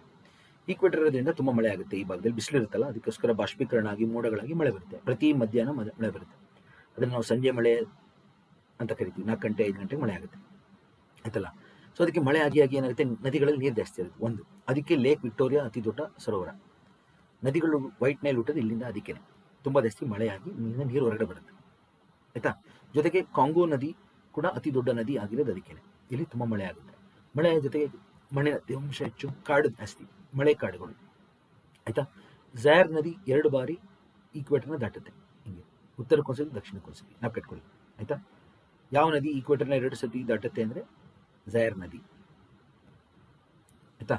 ಈ ಥರ ವಿಷಯಗಳನ್ನೆಲ್ಲ ನಾನು ಹೇಳ್ತಾ ಇದ್ದೀನಿ ಸ್ನೇಹಿತರೆ, ಇದು ನಾವು ಕಟ್ಕೊಬಿಡಿ, ಎಕ್ಸಾಂಪಲ್ ಬರುತ್ತೆ. ಓಕೆ, ಝಯರ್ ನದಿ. ಹಂಗೆ ನೆಕ್ಸ್ಟ್ ನೋಡಿ ರಿಪಬ್ಲಿಕ್ ಆಫ್, ಇನ್ನೊಂದು ವಿಷಯ ಹೇಳ್ಬಿಡ್ತೀನಿ ನೋಡಿ ಈಗಲೇ. ಡೆಮೊಕ್ರೆಟಿಕ್ ರಿಪಬ್ಲಿಕ್ ಆಫ್ ಕಾಂಗೋ ಕೆಳಗಡೆನೆ ಇಲ್ಲಿ ನಮಗೆ ಕಟಂಗ ಅಂತ ಒಂದು ಪ್ಲಾಟ್ಯೂ ಇದೆ. ಕಟಂಗ ಇದು ಜಾಂಬಿಯಾ ಮತ್ತು ಕಾಂಗೋ 2 ದೇಶಕ್ಕೂ ಸೇರುತ್ತೆ. ಕಟಂಗ ಇಲ್ಲಿ ತುಂಬ ಜಾಸ್ತಿ ವಜ್ರ ಸಿಗುತ್ತೆ, ಕಾಪರ್ ಸಿಗುತ್ತೆ. ಕಾಪರ್ ಮತ್ತು ಡೈಮಂಡ್ ಸಿಗೋದಾಗ ಇಲ್ಲೇ, ಆಯ್ತಾ? ಅದಲ್ಲದೆ ಯುರೇನಿಯಂ ಸಿಗುತ್ತೆ ಸ್ನೇಹಿತರೆ. ವೆರಿ ಹೈ ಕ್ವಾಲಿಟಿ ಯುರೇನಿಯಂ ಸಿಗುತ್ತೆ ಕಟಂಗ ಪ್ಲಾಟ್ಯೂನಲ್ಲಿ. ಏನಕ್ಕೆ ಇದನ್ನು ಹೇಳ್ತಾ ಇದ್ದೀನಿ ಅಂದರೆ, ಈ ಕ್ವಾಲಿಟಿ ಆಫ್ ಯುರೇನಿಯಂ ಎಷ್ಟು ಜಾಸ್ತಿ ಇದೆ ಅಂದರೆ ಆಲ್ಮೋಸ್ಟ್ ಅದರಲ್ಲಿ ಯುರೇನಿಯಂ 98% ಯುರೇನಿಯಂ ಸಿಗುತ್ತಂತೆ. ಇದನ್ನು ಪತ್ತೆ ಹಚ್ಚಿ ವಿಜ್ಞಾನಿಗಳು, ಎಸ್ಪೆಷಲಿ ಆಲ್ಬರ್ಟ್ ಐನ್ಸ್ಟೈನ್ ಅವರು US ಪ್ರೆಸಿಡೆಂಟ್ಗೆ ಒಂದು ಲೆಟರ್ ಬರೀತಾರೆ. ಓಕೆ, US ಪ್ರೆಸಿಡೆಂಟ್ಗೆ ಲೆಟರ್ ಬರೆದು ಇಲ್ಲಿ ಇರೋ ಯುರೇನಿಯಂನ ತರಿಸಿ, ನಾವು ಅಣು ಬಾಂಬ್ ತರಿಸೋಕ್ಕೆ ಇಲ್ಲಿಂದ ಯುರೇನಿಯಂ ತರಿಸಿ ಅಂತ ಬರೆದಿರ್ತಾರೆ. ಅವಾಗ ಏನು ಮಾಡ್ತಾರೆ, US ನವರು ಇಲ್ಲಿ ಬಂದು ಇಲ್ಲಿಂದ ಯುರೇನಿಯಂನ ತಗೊಂಡು ಹೋಗ್ತಾರೆ. ಆ ಯುರೇನಿಯಂನಿಂದ ಮಾಡಿದಂಥ ಅಣು ಬಾಂಬ್ನೇ, ಅಟಾಮಿಕ್ ಬಾಂಬ್ನೇ ಹಿರೋಶಿಮಾ ನಾಗಸಾಕಿ ಮೇಲೆ ಹಾಕಿತ್ತು. August 6, August 9 ಹಿರೋಶಿಮಾ ನಾಗಸಾಕಿ, ಗೊತ್ತಾಯ್ತಲ್ಲ? ಸೊ ಆಫ್ರಿಕಾದಿಂದ ಏನು ಕನೆಕ್ಷನ್ನು, ಹಿರೋಶಿಮಾ ನಾಗಸಾಕಿಗೂ ಆಫ್ರಿಕಾಗೆ ಏನು ಕನೆಕ್ಷನ್, ಕಾಂಗೋ ದೇಶಕ್ಕೆ ಏನು ಕನೆಕ್ಷನ್ ಇದೆ. ಸೊ ಕಟಂಗ ಭಾಗದಲ್ಲಿ ಸಿಕ್ಕದಂಥ ಯುರೇನಿಯಂನ ಬಳಸಲಾಗಿತ್ತು ಹಿರೋಶಿಮಾ ನಾಗಸಾಕಿ ಅಣು ಬಾಂಬ್ ಮೇಲೆ. ಇದು ಇತಿಹಾಸ, ಸೌತ್ ನಾವು ಪಡ್ಕೊಳ್ಬೇಕಾಗತ್ತೆ, ಗೊತ್ತಾಯ್ತಲ್ಲ? ಈ ಅಣು ಬಾಂಬ್ ಸ್ಫೋಟ ಆದಮೇಲೆ, ಅಲ್ಲಿಂದ ಆದಂಥ ಅನಾಹುತದ ಮೇಲೆ ಐನ್ಸ್ಟೈನ್ ಬರೀತಾರೆ, ನಾನು ಹೇಳಿದ್ದು ತಪ್ಪಾಯಿತು ಅಂತ. ಇಲ್ಲಿ ಯುರೇನಿಯಂ ಬಗ್ಗೆ ಪತ್ತೆ ಮಾಡಿದ್ದು ತಪ್ಪಾಯಿತು ಅಂತೇಳಿ ಅವ್ರು ಹೇಳ್ತಾರೆ, ಅವರು ಒಂದು ಬುಕ್ಕಲ್ಲಿ, ಆಯಿತಾ? ನಾವು ಕಟ್ಕೊಳ್ಳಿ. ಸೊ ಇದನ್ನು ನಾವು ಕಟ್ಕೊಳ್ಬೇಕಾಗುತ್ತೆ ಸ್ನೇಹಿತರೆ. August 6, August 9 ಹಿರೋಶಿಮಾ ನಾಗಸಾಕಿ ಆಗಿದ್ದ ದಿವಸನ ನಾವು ಕಪ್ಪು ದಿವಸ ಅಂತೇಳಿ ಆಚರಿಸ್ತೀವಲ್ಲ ಜಪಾನ್ನಲ್ಲಿ, ವಿಶ್ವದಾದ್ಯಂತ. ಅಲ್ಲಿ ಕಾಂಗೋ ಕೂಡ ಅದೇ ರೀತಿ ಅವತ್ತಿನ ದಿವಸ ಬ್ಲ್ಯಾಕ್ ಡೇ ಅಂತೇಳಿ ಆಚರಿಸುತ್ತೆ. ಕಾಂಗೋನ ಕಟ್ಕೊಳ್ಳಿ, ಕಾಂಗೋ ಕನೆಕ್ಷನ್ ಅಂತ ಕರೀದು ಇದನ್ನೇ ನಾವು. ಗೊತ್ತಾಯ್ತಲ್ಲ, ಇತಿಹಾಸದಲ್ಲಿ ಕಾಂಗೋ ಕನೆಕ್ಷನ್, 2ನೇ ಮಹಾಯುದ್ಧದಲ್ಲಿ ಕಾಂಗೋ ಕನೆಕ್ಷನ್ ಅಂದರೆ ಏನು ಅಂದರೆ ಇದೆ. ನೆಕ್ಸ್ಟ್ ಮತ್ತೆ ರಿಪಬ್ಲಿಕ್ ಆಫ್ ಕಾಂಗೋ ಬ್ರೆಜಿವಿಲೆ, ಗೆಬೋನ್ ಲಿಬರ್ವಿಲೆ, ಗೊತ್ತಾಯ್ತಲ್ಲ, ಗೆಬೋನ್ ಬ್ರೆಜಿವಿಲೆ. ನಾನು ಈ ಥರ ಎಷ್ಟೋ ದೇಶಗಳು ಓಡಾಡಿರೋದ್ರಿಂದ ಸ್ನೇಹಿತರೆ ಅಲ್ಲಿ ಇತಿಹಾಸ ಕೂಡ ಗೊತ್ತಿದೆ ನನಗೆ ಅವಾಗ ಅದ್ರ ಬಗ್ಗೆ ಹೇಳ್ತಾ ಇರ್ತೀನಿ, ಆಯ್ತಾ. ಗೆಬೋನ್ ಲಿಬರ್ವಿಲೆ, ಈಕ್ವೆಟೋರಿಯಲ್ ಗಿನಿ ಮಾಲಾಬು, ಈಕ್ವೆಟೋರಿಯಲ್ ಗಿನಿ ಮಾಲಾಬು, ಕ್ಯಾಮರೂನ್ ಯೋಂಡೆ, ಕ್ಯಾಮರೂನ್ ಯೋಂಡೆ. ಸೊ ತಾವೆಲ್ಲರಿಗೂ ಅನಿಸಿರ್ಬೋದು ಸರ್ ಇಲ್ಲಿ ದೇಶಗಳು ಮತ್ತು ಕ್ಯಾಪಿಟಲ್ ಹಂಗೆ ಹೇಳ್ತಾ ಇದ್ದಾರೆ ಅಂತ. ನಾನು ಇದನ್ನು ನೋಡದೆ ಕೂಡ ಹೇಳ್ತೀನಿ ಸ್ನೇಹಿತರೆ. ನೀವೇನಾದ್ರು ನನ್ನ ತರಗತಿಗಳನ್ನ ಅಟೆಂಡ್ ಆಗಿದ್ದರೆ ಎಲ್ಲ ದೇಶಗಳ ರಾಜಧಾನಿ ಕೂಡ ಗೊತ್ತಿದೆ ನನಗೆ ವಿಶ್ವದಲ್ಲಿ, ಗೊತ್ತಾಯ್ತಲ್ಲ. ಸೊ ಹತ್ತತ್ರ 100ಕ್ಕಿಂತ ಹೆಚ್ಚು ದೇಶಗಳು ನಾನು ಟ್ರಾವೆಲ್ ಮಾಡಿದ್ದೀನಿ, ಹತ್ತತ್ರ 141 ಆಗಿದೆ ಈಗ. ಸೊ ಆ ಕಾರಣದಿಂದ ಎಲ್ಲ ದೇಶಗಳು ನಾನು ನೋಡಿದ್ದೀನಿ. ಹಂಗೆ ನೋಡಿ, Cameroon Yaounde, Central African Republic, Central African Republic capital is Bangui, Central African Republic is Bangui. Okay, ಉಚ್ಚಾರಣೆ ನಾವು ಕಟ್ಕೊಳ್ಳಿ. Nigeria ಅಬೂಜಾ, okay. ಸೌಟೋಮೆ ಪ್ರಿನ್ಸಿಪಿ ಅಂತ ದೇಶ ಇದೆ ನೋಡಿ, ಇದು ಈಕ್ವೇಟರ್ದಲ್ಲಿ ಇರುವಂಥ ದೇಶ. ಇಲ್ಲಿ ನಾವು ಕಟ್ಕೊಳ್ಳಿ, ಸೌಟೋಮೆ ಪ್ರಿನ್ಸಿಪಿ, ಅತಿ ಪುಟ್ಟ ದೇಶ, ಆಫ್ರಿಕಾದ ಅತಿ ಪುಟ್ಟ ದೇಶ ಸೌಟೋಮೆ ಪ್ರಿನ್ಸಿಪಿ, ಸೌಟೋಮೆ ಕ್ಯಾಪಿಟಲ್, ಆಯ್ತಾ. ಹಂಗೆ ಈ ಕಡೆ ಬನ್ನಿ, ಇಲ್ಲಿ ಪ್ಲೀಸ್ ನೋಡಿ, ಬೆನಿನ್ ಮತ್ತು ಟೋಗೋ, ಟೋಗೊಲೋಮ್, ಬೆನಿನ್, ಪೋರ್ಟೋನೋವೋ, ಟೋಗೊಲೋಮ್, ಬೆನಿನ್, ಪೋರ್ಟೋನೋವೋ. ಗಾನಾ ಆಕ್ರಾ, ಬುರ್ಕಿನೋ ಫಸೋ ಒಗೊಡೊಗೊಡೊ, ಕ್ಯಾಪಿಟಲ್, ಆಯ್ತಾ. ಕೊಡ್ಡೆವಾರ್, ಇದು ಫ್ರೆಂಚ್ ಕಾಲೋನಿ ಆಗಿತ್ತು ಸ್ನೇಹಿತರೆ, ಅದಕ್ಕೆ ಈ ಥರ ಹೆಸರಿದೆ. ಕೊಡ್ಡೆ ಐವರಿ ಅಂತ ಕರಿತೀವಿ, ಅಥವಾ ಕೊಡ್ಡೆವಾರ್. ಯೋಮೊಸೊಕ್ರೋ, ಕಟ್ಕೊಳ್ಳಿ. ಲೈಬೀರಿಯಾ ಮೊನೋರ್ವಿಯಾ, ಆಯ್ತಾ. ಸಿಯರಾ ಲಿಯೋನೆ ಅಂತೀವಿ ನಾವು, ಫ್ರೀ ಟೌನ್. ಗಿನಿ ಕೊನಾಕ್ರೆ, ಓಕೆ. ಎಲ್ಲರೂ ಕೇಳಿದ್ರೆ ಗಿನಿ ಪಿಗ್ ಅಂತಲ್ಲ, ಗಿನಿ ಕೊನಾಕ್ರೆ ನಾವು ಕಟ್ಕೊಳ್ಳಿ. ಗಿನಿ ಬಿಸಾವ್, ಸೆನೆಗಲ್ ಡಾಕರ್, DAKAR. ಮತ್ತು ಈ ಭಾಗದಲ್ಲಿ ಗ್ಯಾಂಬಿಯಾ ಬಂಜೂಲ್, ಗೊತ್ತಾಯ್ತಲ್ಲ. ಈ ರೀತಿ ಆಫ್ರಿಕಾದಲ್ಲಿ ಪಶ್ಚಿಮದಲ್ಲಿ ಇಷ್ಟು ಚಿಕ್ಕ ದೇಶಗಳಿದೆ, ಅದು ಸ್ವಲ್ಪ ನಿಮಗೆ ಕಷ್ಟ ಆಗುತ್ತೆ, ಆಯ್ತಾ. ಗಿನಿ ಕೊನಾಕ್ರೆ ನಾವು ಕಟ್ಕೊಳ್ಳಿ ಈ ಭಾಗ. ಸ್ನೇಹಿತರೆ, ತಮ್ಮೆಲ್ಲರಿಗೂ ಈ ವಿಷಯ ತಿಳಿದಿರಬೇಕು, ಈ ಆಫ್ರಿಕಾ ಕರಾವಳಿ ತೀರದಿಂದ ಯುರೋಪಿಯನ್ಸ್ ಏನು ಮಾಡಿದ್ರು, ಆಫ್ರಿಕಾ ಜನಗಳನ್ನ ಕಾರ್ಮಿಕರಾಗಿ ಕರ್ಕೊಂಡು ಹೋಗ್ತಾರೆ. ಎಸ್ಪೆಷಲಿ ನೈಜೀರಿಯಾ ಕರಾವಳಿ ತೀರದಿಂದ ತುಂಬ ಜನಗಳನ್ನ ಈ ಯುರೋಪಿಯನ್ಸ್ ಏನು ಮಾಡ್ತಾಯಿದ್ರು, ಕೆಲಸ ಮಾಡೋಕ್ಕೋಸ್ಕರ ಬೇರೆ ಬೇರೆ ದೇಶಗಳು ಕರ್ಕೊಂಡು ಹೋದ್ರು. ಇಲ್ಲಿಗೆ ಯುರೋಪ್ ಮತ್ತು ಉತ್ತರ ಅಮೆರಿಕ ಕರ್ಕೊಂಡು ಹೋದ್ರು, ಅದು ಗೊತ್ತಿದೆ ನನಗೆ. ಅದಕ್ಕೆ ನೈಜೀರಿಯಾ ಕರಾವಳಿ ತೀರವನ್ನು ನಾವು ಸ್ಲೇವ್ ಕೋಸ್ಟ್ ಅಂತ ಕರಿತೀವಿ. ಏನಂತ ಕರಿತೀವಿ? Slave coast. Okay, slave coast, ಆ ಕರಾವಳಿ ತೀರಕ್ಕೆ ಅದೇ ಹೆಸರು. ಹಂಗೆ ನೋಡಿ, ಗಾನಾ ಇದೆ ನೋಡಿ, ಗಾನಾ ತೀರದಲ್ಲಿ ಕರಾವಳಿ ತೀರದಲ್ಲಿ ಚಿನ್ನ ಸಿಗುತ್ತೆ.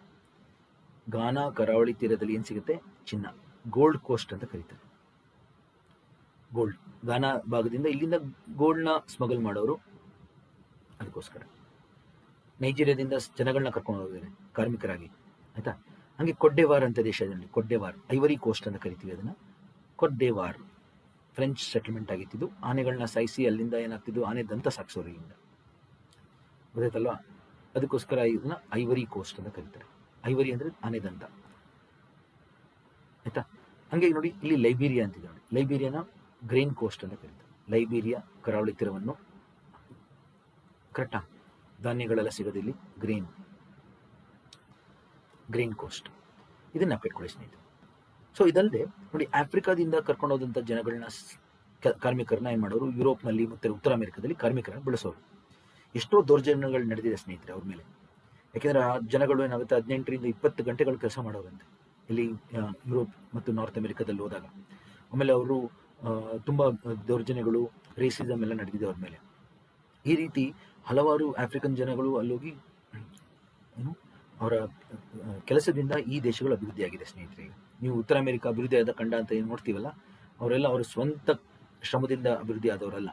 ಅವರೆಲ್ಲ ಏನು ಆಫ್ರಿಕಾ ಜನಗಳ ಶ್ರಮದಿಂದ, ಬೆವರಿಂದ ಅಭಿವೃದ್ಧಿಯಾದಂಥ ದೇಶಗಳು. ಯಾರು? USA ಮೇನಾಗಿ, ಗೊತ್ತಾಯ್ತಲ್ಲ. ಸೊ ಅದನ್ನು ನೀವು ಜ್ಞಾಪಕ ಯಾವತ್ತೂ.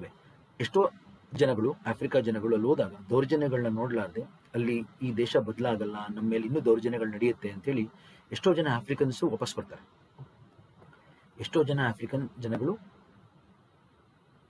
ಯು ಎಸ್ ಇಂದ ವಾಪಸ್ಸು ಆಫ್ರಿಕಾಗೆ ಹಿಂತಿರುಗ್ತಾರೆ. ಯಾವಾಗ ಅವ್ರು ಹಿಂತಿರುಗ್ತಾರೆ ಅವರೆಲ್ಲ ಒಂದು ದೇಶ ನಿರ್ಮಿಸ್ತಾರೆ, ಅದೇ ಲೈಬೀರಿಯಾ. ಲೈಬೀರಿಯಾ ಅಂದರೆ land of the free, liberty ಅಂತ. ಲೈಬೀರಿಯಾ ಅಂದರೆ ಲಿಬರ್ಟಿ, ಸ್ವತಂತ್ರ ಜನಗಳ ನಾಡು. ಸೊ ಆಫ್ರಿಕನ್ ಜನಗಳು ಯಾರು ಯು ಎಸ್ ಇಂದ ಹಿಂತಿರುಗ್ತಾರೆ, ಬಂದು ಆಫ್ರಿಕಾದಲ್ಲಿ ಒಂದು ದೇಶ ನಿರ್ಮಿಸ್ತಾರೆ ಅವರೆಲ್ಲ ಸೇರಿ, ಅದೇ ಲೈಬೀರಿಯಾ. ಅವಾಗ ಅಲ್ಲಿದ್ದಂಥ U S president, okay, so James Monroe ಅಂತೇಳಿ, ಅವರು ಅದಕ್ಕೆ ಸಹಾಯ ಮಾಡ್ತಾರೆ. ಆ ಜನಗಳನ್ನ, ಆಫ್ರಿಕಾ ಜನಗಳನ್ನ ಕಷ್ಟ ನೋಡಿ ಅವ್ರನ್ನ ವಾಪಸ್ ಕಳಿಸ್ಕೊಡ್ತಾರೆ. ಅವ್ರಿಗೆ ಅಲ್ಲಿಂದ ಬಿಡುಗಡೆ ಮಾಡಿ ಇಲ್ಲಿಗೆ ವಾಪಸ್ ಕಳಿಸ್ಕೊಡ್ತಾರೆ. ಅದಕ್ಕೆ ಅವ್ರ ಆ ಸಹಾಯಕ್ಕೆ ಇವರು ಅವರ ರಾಜಧಾನಿಯನ್ನು ಮೊನೊರವಿಯಾ ಅಂತ ಹೆಸರಿಟ್ಟಿದ್ದಾರೆ. ಗೊತ್ತಾಯ್ತಲ್ಲ? ಸೊ ನಾವು ಕಟ್ಕೊಳ್ಳಿ. ಸೊ ಮೊನೊರವಿಯಾ ಅನ್ನೋದು ಏನಕ್ಕೆ ಹೆಸರು ಬಂತು ಅಂದರೆ ಈ ಕಾರಣಕ್ಕೋಸ್ಕರ. ಸೊ ಎಲ್ಲರೂ ಹುಡುಕಿ.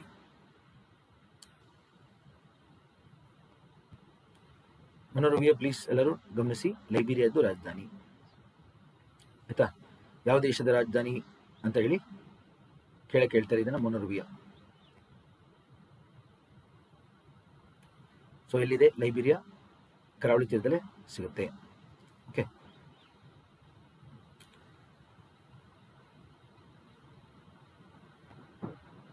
ಸೊ ನೀವು ಯಾವಾಗ ಇತಿಹಾಸ ತಿಳಿತೀರಲ್ಲ ಅವಾಗ ತುಂಬ ಖುಷಿ ಆಗುತ್ತೆ ಸ್ನೇಹಿತರೆ.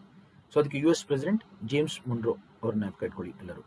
ಯು ಎಸ್ ಪ್ರೆಸಿಡೆಂಟ್ ಒಬ್ಬರಿದ್ರು, ಅವರು ಹೆಸರಿದು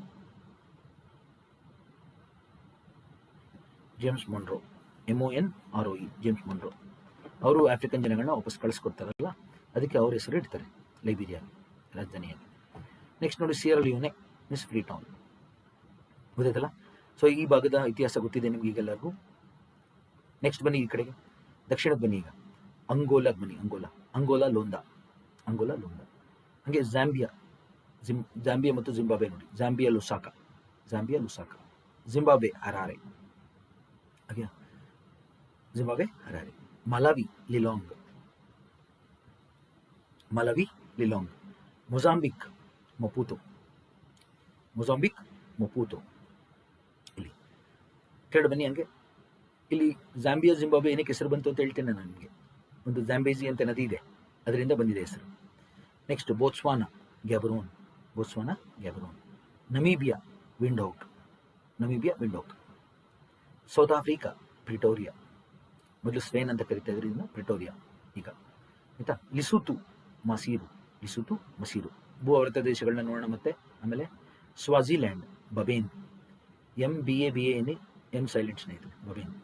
ಓಕೆ, ಸ್ವಾಜಿಲ್ಯಾಂಡ್ ಬಬೇನ್. ಮೊಜಾಂಬಿಕ್ ಮೊಪೂತೋ.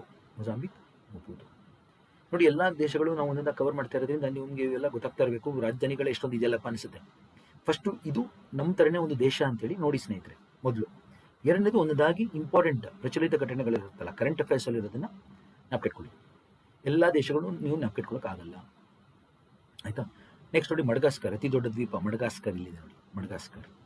ಆಂಟನಾನರಿವೋ ಮಡಗಾಸ್ಕರ್. ಆಯ್ತಾ? ನಾಪ್ಕಿಟ್ಕೊಳ್ಳಿ. ಮಾರಿಷಸ್ ಪೋರ್ಟ್ ಲೂಯಿ, ಇದು ಉಚ್ಚಾರಣೆ ಪೋರ್ಟ್ ಲೂಯಿ, ಮಾರಿಷಸ್. ಆಯ್ತಾ? Seychelles Victoria. ನಾಪ್ಕಿಟ್ಕೊಳ್ಳಿ ಸ್ನೇಹಿತರೆ. 53 ಆಯಿತು. 54ನೇ ದೇಶ ಇಲ್ಲಿ ಕೇಪ್ ವರ್ದೆ ಪ್ರಿಯಾ. ಆಯ್ತಾ? ಸೊ ಇದನ್ನ ನಾಪ್ಕಿಟ್ಕೊಳ್ಳಿ. ಗೊತ್ತಾಯ್ತಲ್ಲ? ಸೊ ಎಷ್ಟು ದೇಶಗಳಿದೆ ಆಫ್ರಿಕಾದಲ್ಲಿ? 54. ಅತಿ ದೊಡ್ಡ ದೇಶ ಅಲ್ಜೀರಿಯಾ. ಅತಿ ಪುಟ್ಟ ದೇಶ ಸಾವ್ ಟೊಮೆ ಪ್ರಿನ್ಸಿಪಿ. ನಾಪ್ಕಿಟ್ಕೊಳ್ಳಿ. 54ನೇ ದೇಶ ಅಂತ ಬರ್ಬಿಡ್ತೀನಿ ನಾನು ಇಲ್ಲಿ, ಯಾಕೆಂದರೆ ಗಾತ್ರದಲ್ಲಿ ತಗೊಂಡ್ರೆ ನಾವು ಅಲ್ಜೀರಿಯಾ ದೊಡ್ಡ ದೇಶ, ಅತಿ ಚಿಕ್ಕ ದೇಶ ಸಾವ್ ಟೊಮೆ ಪ್ರಿನ್ಸಿಪಿ ಅಂತೇಳಿ ನಾವು ನಾಪ್ಕಿಟ್ಕೊಳ್ಬೇಕಾಗುತ್ತೆ ಸ್ನೇಹಿತರೆ. Very important.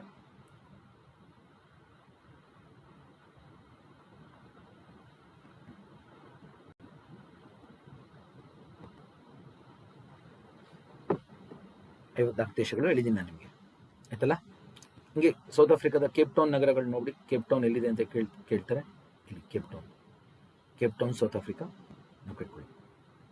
ಆಯ್ತಾ?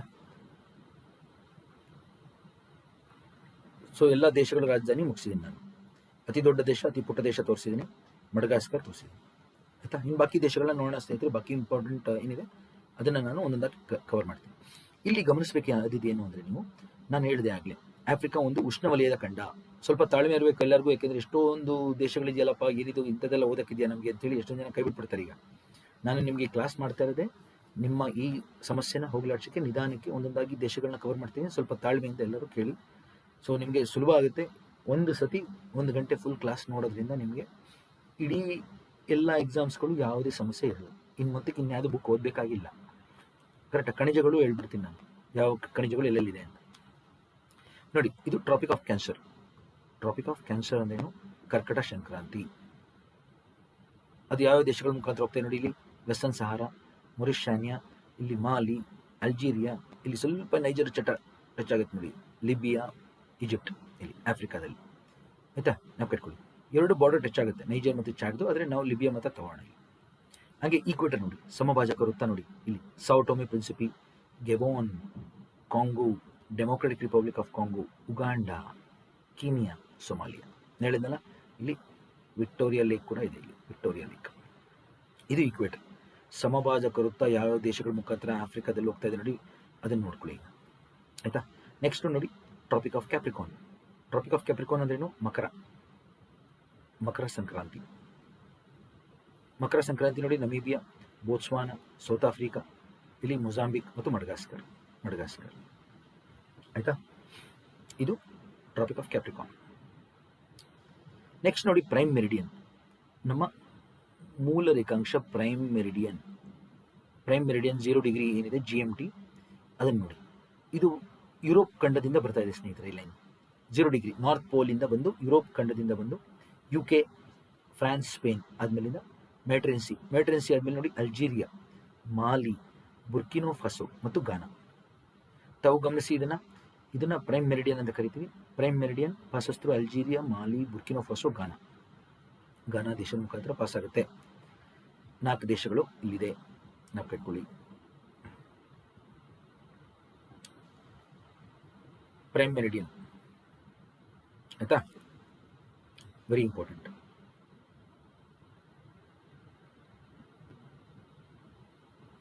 ಇಲ್ಲಿ ನೋಡಿ, ಮತ್ತೆ ಹಾರ್ನ್ ಆಫ್ ಆಫ್ರಿಕಾ ಗಮನಿಸ್ಬಿಡಿ. ನಾನು ಹೇಳಿದ್ದೀನಿ ಸೊಮಾಲಿಯಾ ಬರುತ್ತೆ. ಯಾವ ಪ್ರಾಣಿ ಇದು? ಗೇಂಡಾಮೃಗದ್ದು ಮೂಗು ಥರ ಇದೆ, ಹೌದಾ? ಇಲ್ಲಿಂದ ಶುರು ಆಗುತ್ತೆ. ನೀವು ನೋಡಿರ್ಬೋದು, ಗೇಂಡಾಮೃಗ ಮೂಗು ಮೇಲೆ ಹಿಂಗಿದೆ ಈ ಥರ.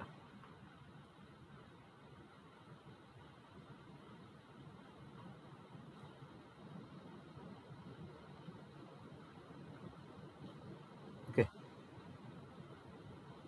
ಇದ್ರ ಚಿತ್ರ ಬರ್ದಿದೆ ನೋಡಿ. ಇದು ಈ ಭಾಗ ಇಲ್ಲಿಂದ ಶುರು ಆಗುತ್ತೆ ನೋಡಿ, ಗೇಂಡಾಮೃಗ ಮೂಗಿಗೆ. ಆಯ್ತಾ?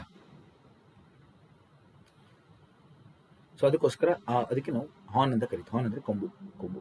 Okay, Somalia, Ethiopia, Eritrea, Djibouti. ಅದನ್ನು ಮಾರ್ಕ್ ಮಾಡಿದ್ದೀನಿ ನೋಡಿ, ಹೈಲೈಟ್ ಮಾಡಿದ್ದೀನಿ. ಸೀಡ್ ನೆನಪಿಟ್ಕೊಳ್ಳಿ. ಆಯಿತಾ, ಒಂದಾಯಿತು. ಅದೇ ರೀತಿ ಎಲ್ಲನೂ ನೋಡೋಣ ಸ್ನೇಹಿತರೆ ಒಂದೊಂದಾಗಿ. ನೆಕ್ಸ್ಟ್ ನೋಡಿ, ಭೂ ಆವೃತ ದೇಶಗಳು ಅಂದರೆ ಆಫ್ರಿಕಾದಲ್ಲಿರುವಂಥ ಲ್ಯಾಂಡ್ ಲಾಕ್ಡ್ ಅಂದ್ರೇನು? ಸುತ್ತ ಭೂಮಿ ಇರೋಂಥ ದೇಶಗಳು. ಇದಕ್ಕೆ ಸಮಸ್ಯೆಗಳು ಜಾಸ್ತಿ, ಹೌದಲ್ವಾ? ಕರಾವಳಿ ತೀರ ಇಲ್ಲ ಅಂದರೆ ಏನಾಗುತ್ತೆ? ಸಂಪನ್ಮೂಲಗಳ ಕೊರತೆ ಆಗುತ್ತೆ. ಅವ್ರ ಹತ್ರ ಇರೋ ಸಂಪನ್ಮೂಲಗಳನ್ನ ಬೇರೆ ದೇಶಗಳಿಗೆ ಎಕ್ಸ್ಪೋರ್ಟ್ ಮಾಡೋಕ್ಕಾಗಲ್ಲ. ನೋಡಿ ಮಾಲಿ, ಬುರ್ಕಿನೋ ಫಾಸೋ ನೋಡಿ, Niger, Chad, Central African Republic, South Sudan, ಇಲ್ಲಿ Ethiopia, Uganda, Rwanda, Burundi. Okay, Wanda ಅಥವಾ Rwanda, then Burundi, Zambia, Malawi, Zimbabwe, Botswana, Swaziland ಮತ್ತು ಲಿಸೋಥೋ. ಓಕೆ, 2 ನಿಮಿಷ ನಾನು ಪಾಸ್ ಮಾಡ್ತಾ ಇದ್ದೀನಿ. ನೀವೆಲ್ಲರೂ ನೋಡಿ, ಭೂ ಆವೃತ ದೇಶಗಳನ್ನ ಒಂದೇ ಮ್ಯಾಪಲ್ಲಿ ನಾನು ತೋರಿಸಿದ್ದೀನಿ. ನಾನು ಏನಕ್ಕೆ ಈ ಥರ ಮಾಡ್ತಾ ಇದ್ದೀನಿ ಅಂದರೆ, ಒಂದನ್ನು ಹೈಲೈಟ್ ಮಾಡಿ ನಿಮ್ಗೆ ಹಿಂಗೆ ತೋರಿಸೋದ್ರಿಂದ ಮ್ಯಾಪ್ ಉಳಿಯುತ್ತೆ. ಇದರಲ್ಲಿ ಕ್ಲಾಸ್ ಸಂಪೂರ್ಣವಾಗಿ ಕೇಳೋರಲ್ಲಿ ಒಂದು ಸ್ವಲ್ಪ ಜನಗಳಿಗೆ ಇದನ್ನು ಹಾಕೊಳ್ಳೋದು ಗೊತ್ತಾಯ್ತಲ್ಲ. ಇದನ್ನು ಎಷ್ಟೋ ಜನ ಏನು ಮಾಡ್ತಾಯಿದ್ದಾರೆ, ನಾನು ನೋಡಿದ್ದೀನಿ, ಲಿಸ್ಟ್ ಕೊಟ್ಬಿಡ್ತಾರೆ ಹುಡುಗರಿಗೆ, ಓದಿ ಇದನ್ನು ಅಂತ. ಇಲ್ಲ. ಆಮೇಲೆ ಎಷ್ಟೋ ಜನ ಶಾರ್ಟ್ಕಟ್ಸ್ಗಳು ಮಿತಿಯಾಗಿರಬೇಕು ಸ್ನೇಹಿತರೆ. ಶಾರ್ಟ್ಕಟ್ಸ್ ತುಂಬಾ ಜಾಸ್ತಿ ಶಾರ್ಟ್ಕಟ್ ಮಾಡ್ಕೊಂಡ್ರೆ ಆ ಶಾರ್ಟ್ಕಟ್ ಕಟ್ಕೊಳ್ಳೋಕೆ ಇನ್ನೊಂದು ಶಾರ್ಟ್ಕಟ್ ಮಾಡಬೇಕಾಗುತ್ತೆ. ಗೊತ್ತಾಯ್ತಲ್ಲ, ಎಷ್ಟು ಎಲ್ಲನೂ ಒಂದು ಮಿತಿನಲ್ಲಿ ನಾವು ಮಾಡಬೇಕಾಗುತ್ತೆ. ಭೂ ಆವೃತ ದೇಶಗಳು ನೋಡ್ಕೊಳ್ಳಿ, ಎಲ್ಲರೂ ಪಾಸ್ ಮಾಡಿ. ನೆಕ್ಸ್ಟ್ ನೋಡಿ, ಆಫ್ರಿಕಾದಲ್ಲಿ ಮುಖ್ಯ ಸ್ಥಳಗಳನ್ನ ನಾನು ನೋಡಿ ಒಂದು ಚಿತ್ರದ ಮುಖಾಂತರ ತೋರಿಸ್ತೀನಿ. ಸೊ ಇನ್ನೇನು ಮುಖ್ಯ ಅಂಶಗಳು ಮುಗಿತಾ ಇದೆ ಸ್ನೇಹಿತರೆ. ಇಲ್ಲಿ ನೋಡಿ, ಆಫ್ರಿಕಾದ ವಾಯುವ್ಯ ಭಾಗದಲ್ಲಿ ನೋಡಿ ಅಟ್ಲಸ್ ಪರ್ವತಗಳು.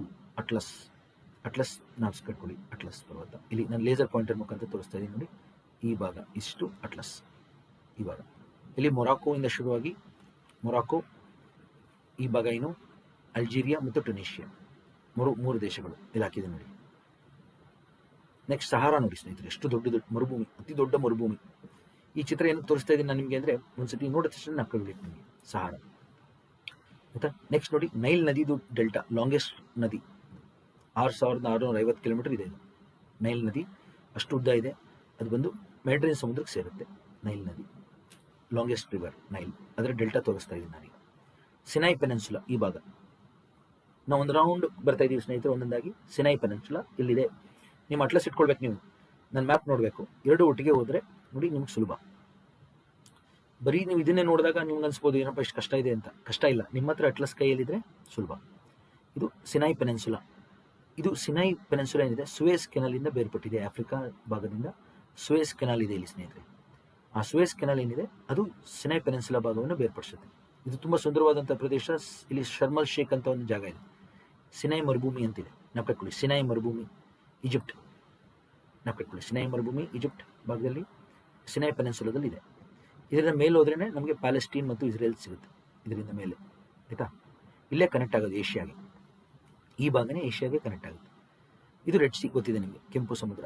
ಏನಕ್ಕೆ ಅಂತ ಹೇಳಿದ್ದೀನಿ ನಾನೀಗ ಆಯಿತಾ.